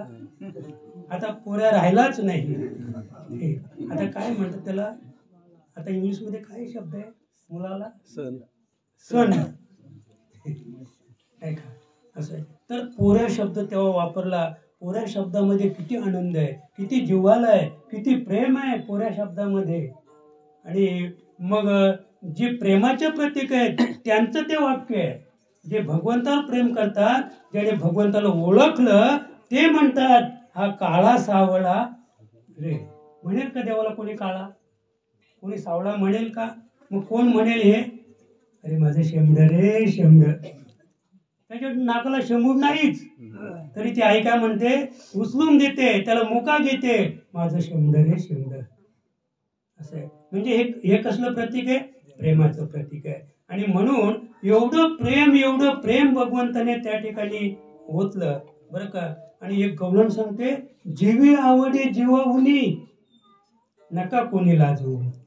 मला तू माझ्या जीवापेक्षाही आवडतो भगवंत, आणि मी त्याच्या संगतीने वावरते फिरते, म्हणून नका कोणी लाजवू. मला लाजवण्याचा प्रयत्न करू नका, कारण आम्ही काय केलेले, लाज सोडलेले. डोईचा पदर आला खांद्यावरी, भरल्या बाजारी जाईन मी.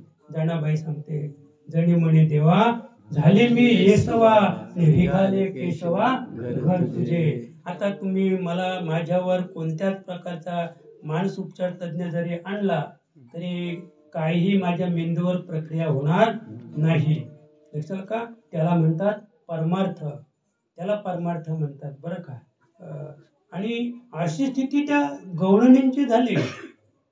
आणखी जर आपण पुढे गेलो ना, तर तुकयाच्या स्वामी सवे झाली भेटी, आणि मागिलेची तुटी म्हणून या. तुकयाच्या स्वामी सवे झाली भेटी, हे गवळणच म्हणते. गवळण म्हणते की तुकयाचा स्वामी जो आहे भगवान श्रीकृष्ण, त्याची मला भेट झाली, आणि मग माझी मागिल्याची तुटी झाली. मागिल्याची म्हणजे कुठली, जन्म मृत्यू आपोआप तुटून गेला. असं म्हणजे अशी एक एक गवळणीला जो इतका अनुभव आलेला आहे. त्याच्या पुढे आपण गेलो तर तुकयाचा स्वामी माझ्या जीवीच बैसला. एक गवळण सांगते, ही यशोदेकडे गेलेली नाही बरं का. ही गवळण ही यशोदेकडे नाही गेली. तुकयाचा स्वामी माझ्या जीवीच बैसला, आणि बोलीचा बोला धरून या. काय अवस्था आहे गवळणीची. तो तुकयाचा स्वामी माझ्या जीवीच बैसला, पण तो कसा बैसला, बोलीचा बोला धरून या. म्हणजे जो बोलतो त्याला 1000 जीव आहेत, त्याने अबोला धरला, आणि जो मुका आहे ना तो बोलण्याचा प्रयत्न करतो. पहा, जन्मजातची मुकी मुलं आहेत ना जन्मजात, तर ती कोणी भेटू द्या, म्हणजे तो बोलण्याचाच प्रयत्न करतो जो मुका आहे. पण बोलीचा बोला त्याला देव म्हणतात, त्याला भगवंत म्हणतात. की तो किती बोलू शकतो जगामध्ये, त्याच्यासारखा बोलणारा जगात कोणी नाहीये. पण बोलीचा बोला धरून या, हे कुणाचं तत्व आहे, एका गवळणीला प्राप्त झालेलं तत्व तिने या ठिकाणी मांडलेलं आहे. आणि असा भगवंत, बरं का, असा भगवंत गोकुळामध्ये क्रीडत असताना, क्रिया करत असताना त्याने गोकुळातल्या गवळणी आणि गोप सुद्धा भुलवले, बरं का. मग तक्रारी जायला लागल्या. आता आपण थोडक्यात पाहूया, नाही का. मग घराणे सांगाया, आल्या गोकुलीच्या घराणे सांगायला सुरुवात झाली. एक म्हणे धरी स्तन त्याचे उपटीन कान. काय सांगते यशोदेला? एक म्हणे धरी स्तन, काय सांगू म्हणे तुझं काय ते कार्टे म्हणे, आलं का माझे स्तन धरता ते, पण त्याचे कान उपटून टाकीन म्हणे. देवाने पाहिलं ठीक आहे, कसे उपटते पाहू नाही का. मग दाढी विणीची गाठ बांधून गाठ बाई कोणाशी सुटे ना. एवढी फजिती जे कान उपटणाऱ्याची केली, तिने ठरवलं ना कान उपटे. पण त्यांच्या ठिकाणी राग होता, राग म्हणजे प्रेम. या सगळ्या गोष्टी कशा घडत होत्या? प्रेमानं घडत होत्या. पण नाही का, पाहुणे उदर गरोदर म्हणे केवढेही उदर. म्हणजे एक बाई तिकडनं गरोदर बाई आली, जवळजवळ 8-9 महिन्याची ती गरोदर होती. बरं नुसताच बोलला नाही तर असं माप काढलं म्हणजे केवढेही उदर. म्हणजे अशा खोड्या देवाने म्हणजे केल्या. देईन तोंडावर तुझ्या बापाचे घर. ज्या घरात तो घुसला, दही दूध लोणी ते शिंके तोडलं फोडलं, त्या गवळणी धावत धावत आल्या. अरे मग काय करतो कार्ट्या? अरे तुझ्या बापाचं हे घर. देईन तोंडावर, तोंडावरच म्हटलं तुझ्या बापाचं आहे का म्हणे. हा माल कोणाचा आहे? हा सगळा माल आमचा आहे, सगळा माल आमचा आहे. आणि असे भगवान श्रीकृष्ण जेव्हा घराने यायला लागली आणि मग यशोदा सुद्धा कंटाळली आणि देवाला सुद्धा तेच पाहिजे होतं, तेच पाहिजे होतं. कारण गोकुळात जो माल तयार व्हायचा तो माल विकायला कुठे जायचा? मथुरेत जायचा. आणि मग भगवंताने ठरवलं की मथुरीची पोरं धष्टपुष्ट होतील, मथुरींची पोरं शक्तिवान ताकदवान होतील, आणि गोकुळातली जर हडकुली राहिली आणि उद्या जर युद्धाचाच प्रसंग आला तर मग आपली गोकुळ काही विजय होणार नाही. म्हणून आपण इथेच पिकवायचं आणि इथेच खायचं. अद्याप सुद्धा तिथे गोकुळात जे जातात तर प्रत्येकाकडे गाय न तर शेळी आहे, पण दूध विकीत अद्याप तिथे ती प्रथा आहे. दूध विकीत नाही. तिकडे आपण कोंबड्या पाळतो ना, आपण का पाळतो कोंबड्या? नाही, प्रेम म्हणून नाही पाळत. जावई आला की विचारच करायचा नाही त्या प्रेमाचा समजा. पण तिथे गोकुळाकडे आपण जर गेला तिकडे तर तिथे प्रत्येकाच्या घरात मोर आहेत. अशा बिदीला गावामध्ये मोरच मोर तुम्हाला पाहायला भेटतील. आणि जेव्हा आमचे रावबाबा गेले होते तिकडे तर नदीवर गेले महाराज यमुनेला, तर तिथे एवढे मासे होते. त्यांनी सांगितलं की असं पाय टाकायची सोय नाही. पाय टाकला की ते, तर म्हटलं आम्ही सांगितलं आमच्याकडे मासे खातात. ते लोक बोलले कसे खातात? आता कसे खातात ते कसं सांगितलं? तर लोक तांदूळ कसा पिकतो मी त्यांना असं वाटलं की मी तांदूळ हे फल आहे. जे मुंबईमध्ये लोक राहतात ना त्यांना म्हणजे तांदळाचं बीज काय आहे, त्याचं खोड काय आहे हे त्यांना माहित नाही. त्यांना वाटलं की हेच फल आहे. तांदूळ हे फल आहे का? तांदूळ हे फल नाही, त्या भातावर केलेली ती प्रक्रिया. आणि जेव्हा कळे आणि म्हणून यशोदा कंटाळली आणि नंदबाबांना बोलावून घेतलं आणि सांगितलं की बस आता मी फार कंटाळले या कार्ट्याला. असं मग आता आपण काय करूया, त्यांना रानामध्ये आपण गाई ओळायला पाठवूया. आणि भगवंत सुद्धा म्हणून हेच होते माझ्या मना. आणि बरे केले नारायणा, कारण मी जोपर्यंत गोकुळात आहे तोपर्यंत माझ्यावर काय भिस्त आहे आणि तोपर्यंत मी मर्यादित काम करून राहिलेलो आहे. तर माझ्यावर कोणाची तरी नजर आहे. पण आता मी जेव्हा जंगलामध्ये जाईन ना तेव्हा मी कसा असेल? मोकला नाही का. आणि म्हणून आता तुम्ही गाया घेऊन सारे गोपाळ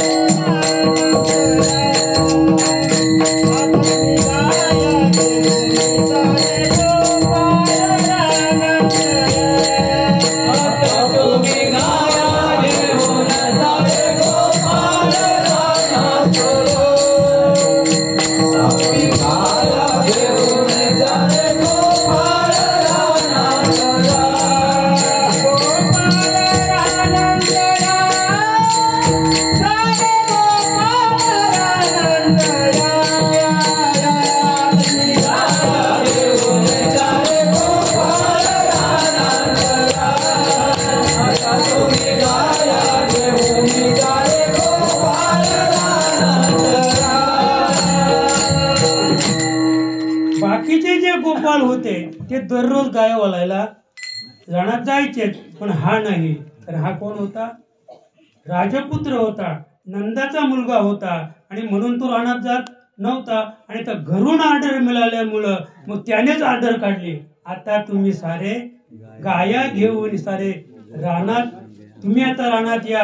म्हणजे आता आपली जी मर्यादा आहे ती मर्यादा तर उल्लंघन झालेले आहे. आपण मर्यादेच्या पलीकडं म्हणजे गावाच्या कक्षेच्या बाहेर आता आहोत. भगवंताला फार आनंद झाला की माझ्या मनात सुद्धा हेच होतं. आणि मग त्यांच्या बरोबर भगवंत काय करून राहिले आता? गाई चालू नाही का? चला वळू गाई,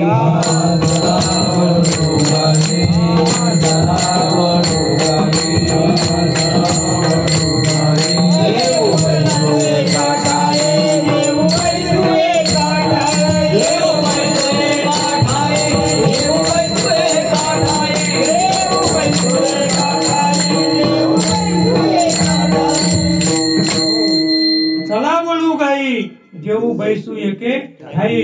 आणि ती तरी कलियुगामध्ये गाडगे बाबांनी ओढली महाराज. गाडगे बाबांचे वडील अतिशय दारू प्यायचे, झिंगराजी. जसं त्याचं नाव झिंगराजी, ते झिंगराजीच होते. असं रांगडा पुरुष होता, पण अतिशय दारू प्यायचा. दारू पिऊन मेला.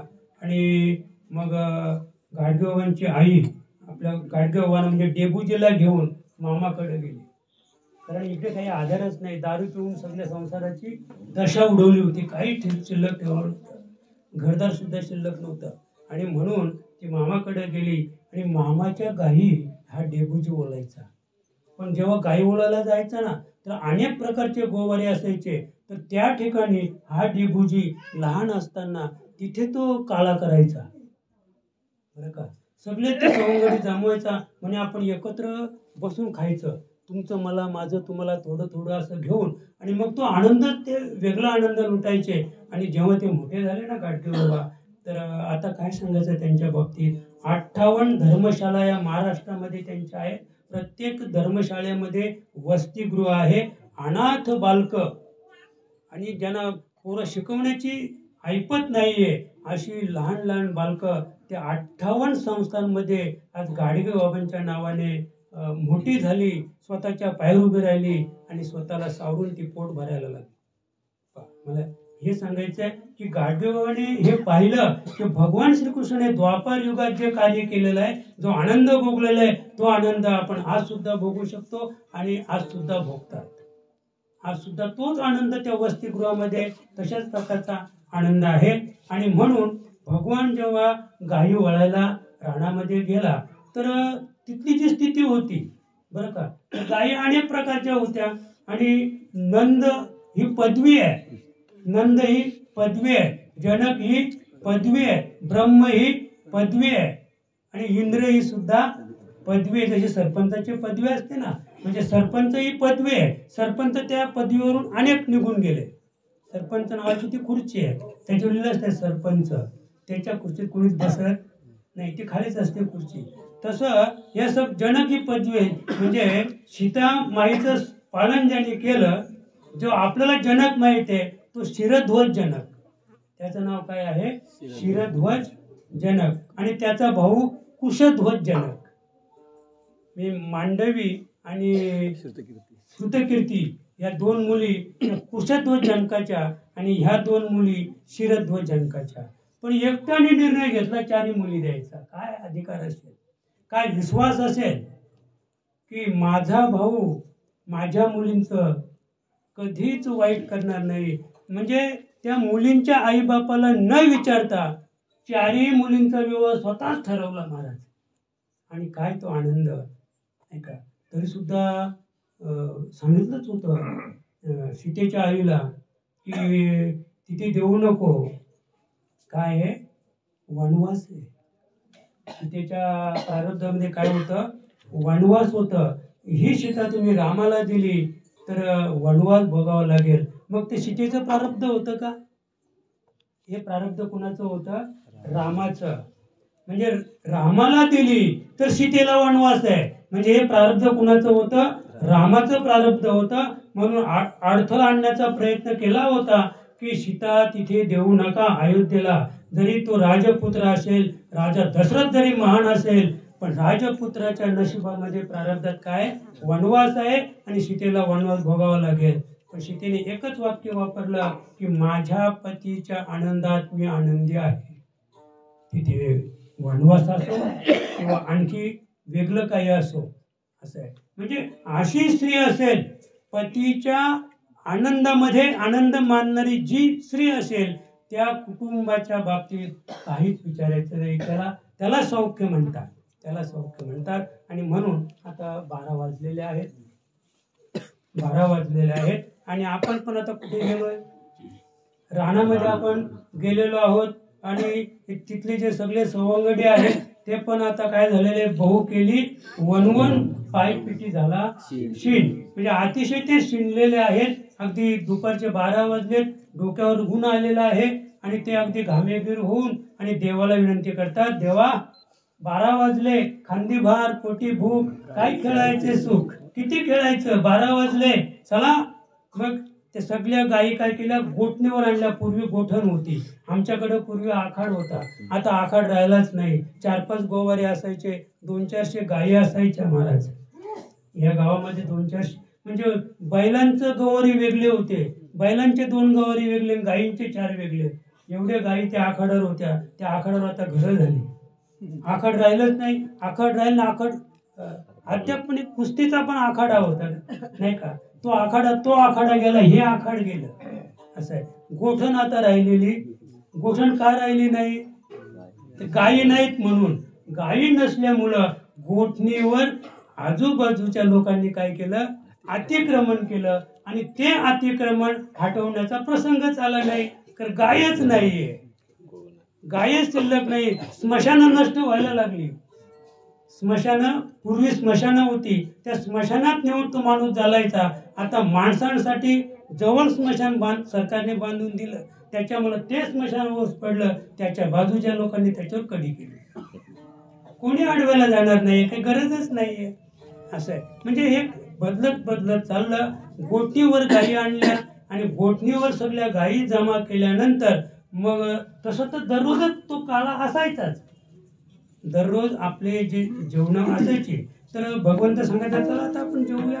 मग ते सगळे एकत्र करायचे आणि एकत्र करून आनंदाने खायचे भगवंत. पण आजचा जो दिवस आहे तो एक वेगळा आहे, विशेष दिवस आहे. आणि मग भगवंताने सांगितलं तुमची इच्छा आहे ना, मग चला. मग एक मोठी एक चादर ठरली आणि त्या चादरीवर भगवंताने स्वतःचा जो आहार होता, स्वतःची जी शिदोरी होती ती मध्ये सोडून अशी ठेवली आणि सोडून ठेवली आणि सगळ्यांना सभोवती उभे केले आणि सांगितलं पहा ही माझी शिदोरी आहे बरं का, जैशी आहे तैशी पाहे, नाहीतरी घरात आहे, चोरून या माये नवनीता नव्हे. इथे तक्रार करायची नाही की माझ्या घरी दही नाही किंवा ताक नाही किंवा दूध नाही, नसेल तर चोरून आणा. पण माझं आहे तसं पाहिजे. हे भक्तीचं रूप आहे, हे भक्तीचं रूप आहे. पण हे भक्ती जी आहे ते भक्तीचं वर्म आहे. तर भगवान श्रीकृष्णासारखे आम्ही जन्माला आलो आणि त्याने या भक्तीच्या रूपाचा काय केलेला आहे, नाश केलेला आहे. कसं पण करा, माझा खिसा भरा, कसं पण करा नाही तर करू नका, पण माझा खिसा भरला म्हणजे विषय संपला. आजची स्थिती अशी आहे. आणि म्हणून परमार्थ हा बुडीत निघालेला आहे. परमार्थ हा बुडीत निघाला. मी नेहमी सांगतो की अधर्मी धर्म करतील, हा कलियुगाचा महिमा आहे. तेव्हा भागवतात लिहिलेलं आहे, रामायणात त्याचं परिवर्तन केलेलं आहे. आणि तुम्ही कोणत्याही धर्माचं वाचलं तर त्याच्यात लिहिलेलं आहे की कलियुगामध्ये अधर्मीच धर्म करतील. आणि आज तुम्ही जर पाहिलं तर त्याचा जर दृष्टिक्षेप टाकला तर सगळं चित्र तसंच आहे. आणि जो अधर्मी आहे त्याच्याच पाठीमागे सगळा समाज पण त्याच्याच पाठीमागे आहे. ही फार अवस्था कठीण आहे. हा दोष त्या नेतृत्वाचा नाही, त्या समाजाचा नाही, तर हा दोष आहे कलीचा. कारण कलीला राजा परीक्षितीने सांगितलंय की तू त्यांची कास धर आणि जो कोणी देव करील ना त्याच्या मानगुटीवर बस, त्याला देवापर्यंत जाऊन देऊ नको. हा पत्कर आहे महाराज, हा कळीचा पत्कर आहे. आपल्याला तो देवापर्यंत जाऊन देणार नाही. आणि जो देवाच्या पाठीमागे लागला तो त्याच्या पाठीमागे लागतो. जितका मागे लागतो इतका मागे लागतो की किती देवाचं केलं. देव भक्ताला विना करू देई संसार अंगी वारावार करीत अंगी वारावार करीत अंगी वारावार करीत.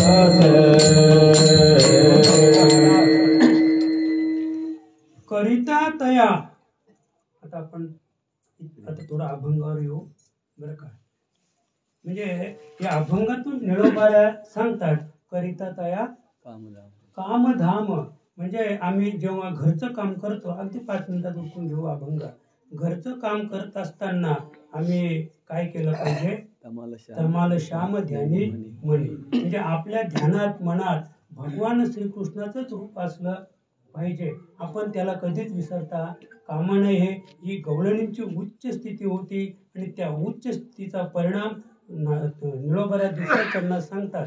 तेने पावलो आनंद तेने पावलो आनंद तेने पावलो आनंद तेने पावलो आनंद. वेद वेद ज्ञान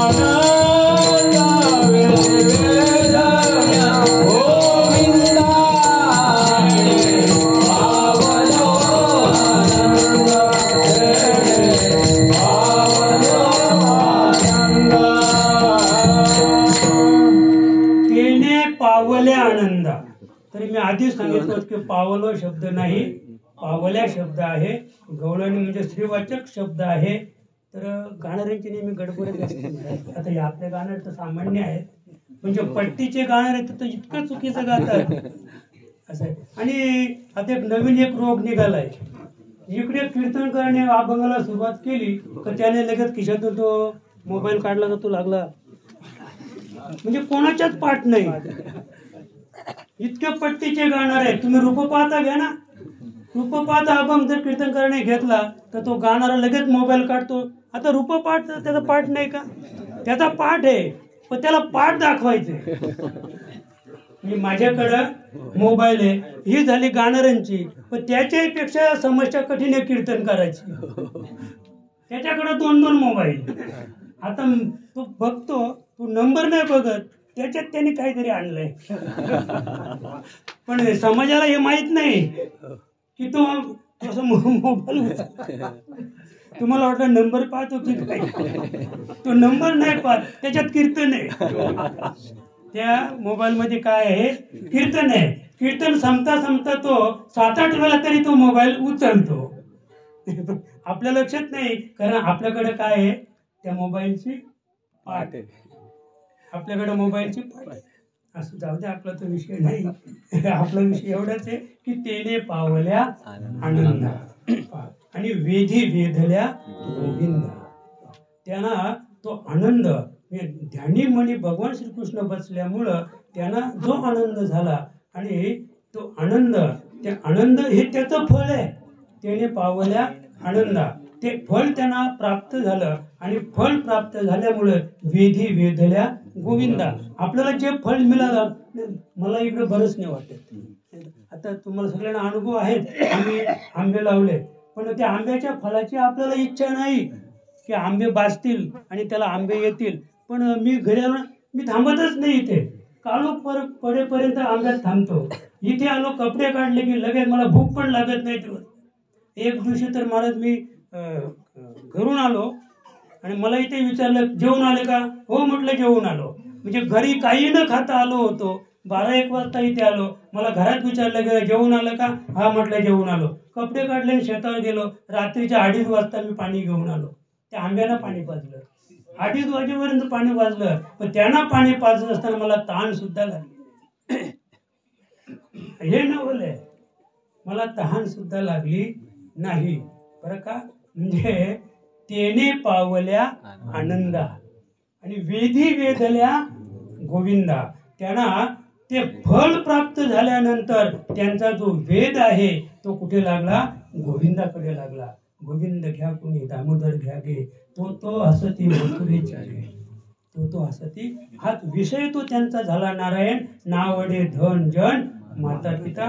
आणि म्हणून तो जो विषय आहे त्या विषयाची परिणिती निळोबाराया तिसऱ्या चरणात. जागृती स्वप्न सुसुप्तियात, जागृती स्वप्न सुसुप्तियात, जागृती स्वप्न सुसुप्तियात, जागृती स्वप्न सुसुप्तियात, जागृती स्वप्न सुसुप्तियात, जागृती स्वप्न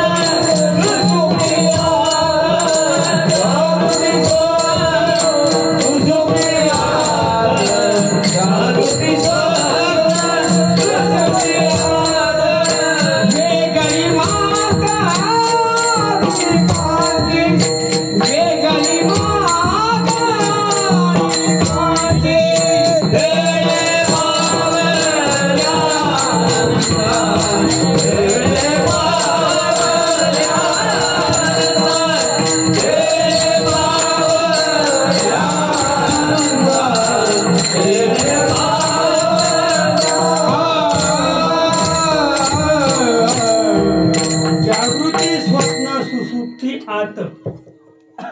काय असतं गौणांची बरोबर सांगतात की जागृती स्वप्न आणि सुसुप्ती या तिन्ही अवस्थांमध्ये तिची जी क्रिया झाली नेनती मात आणि कंची, म्हणजे तिला आठव नाठव गेला भावाभाव, झाला स्वयमेव पांडुरंग, झाला स्वयमेव पांडुरंग. म्हणजे ती स्वतःच देव झाली आणि त्याच्यामुळं नेनती मात अनेकांची. म्हणजे इतर कोणी तिला दिसेनासेच झाले. म्हणजे जेव्हा इतर तेव्हा दिसत नाही की जेव्हा ती स्वतःला विसरते. तुम्ही स्वतःला विसरा की मग तुम्हाला जग दिसणार नाही. आम्ही म्हणजे मी आहे म्हणून जग आहे, मी आहे म्हणून माझे आहेत. तुम्ही मीला विसरा, तुम्ही मीला विसरले की जगाचा आपोआप बाद होईल. हे परमार्थाचं अंतिम सत्य आहे. आणि ते अंतिम सत्य भगवंताने त्या येड्या गबाल्या गवलणींपर्यंत पोचवलं आणि त्याच्यामुळं त्यांच्याशी स्थिती झाली. चौथं चरण घ्या आणि तो बरोबर नाही. लीला म्हणे आवराती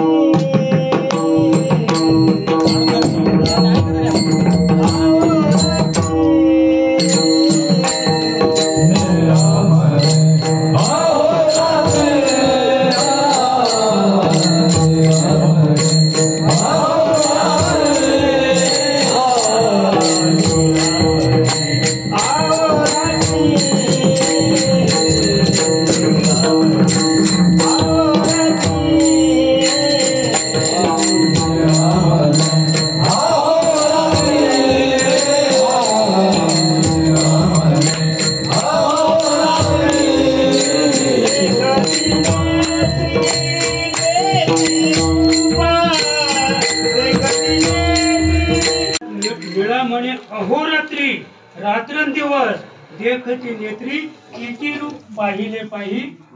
तुका म्हणे निवांत राही, पाहिले पाही परतुडी तेच पाहत राहतो. पुन्हा पुन्हा तेच पाहत राहा. जसे आम्ही जन्माला आल्यापासून मरेपर्यंत जेवतच राहतो. कधी ठरवलं की आपण जेवायचं नाही, किती करायचं कुठलं वैतागून म्हणत किती करायचं तुमच्यासाठी, किती करायचं. असं कधी कोण किती खायचं रोज तरी काय खायचं नाही का. म्हणजे खायला मात्र तो तिन्ही वेळेला खाऊ पाहतो नाही का. नुसतं दुपारचे 2 वाजले तरी तो वैतागतो. 2 वाजले तरी जेवायला नाही. असं बस सकाळी भाकर खाल्ली की नाही, सकाळी भाकर खाल्ले तरी दुपारी वैतागतो. दुपारी 2ला जेवला तरी रात्रीचं पण वेळेवर त्याला जेवण पाहिजे. आणि बाकीचे जे प्रार्थना काय रोज करून काय फायदा आहे. असं आहे. म्हणजे त्याच्यात पण फायदा आहे पण तो दिसत नाही. काही फायदे तोटे जे आहेत ना, म्हणजे परमार्थातला महाराज फायदा दिसत नाही. परमार्थाला येणारे जे फळ आहे ते आकारात नाही, ते निराकार तत्वामध्ये आहे. आणि म्हणून माणसं त्या फळाकडे वळत नाही. आम्हाला मुखी नाम हाती मोक्ष असं नाही, ते परमार्थाचं झालं. म्हणजे आम्ही कुठे चिकटून आहोत, म्हणजे आजची मजुरी सकाळी कामाला गेलं की संध्याकाळी मजुरी मिळते, आम्हाला असं पाहिजे, रोकडा पाहिजे आम्हाला असं. कारण रोकडा जर परमार्थात फक्त संत सांगतात मुखी नाम हाती मोक्ष, पण सांगा तुम्हाला कोणाला मोक्ष प्राप्त झालाय नाम घेतल्याबरोबर? त्याला मोक्ष मिळालाय पण त्यालाच माहित नाही. ते फळ त्याला प्राप्त झालेलं आहे, पण ते फळ कसं आहे? निराकार आहे. आणि म्हणून निळा म्हणे अहोरात्री आणि देखती नेत्री तेची रूप. तुका म्हणे नेत्री केली ओळखण, तटस्थ हे ध्यान विटेवरी टोपा. रघुमाये विठोबा, रघुमा विठोबा.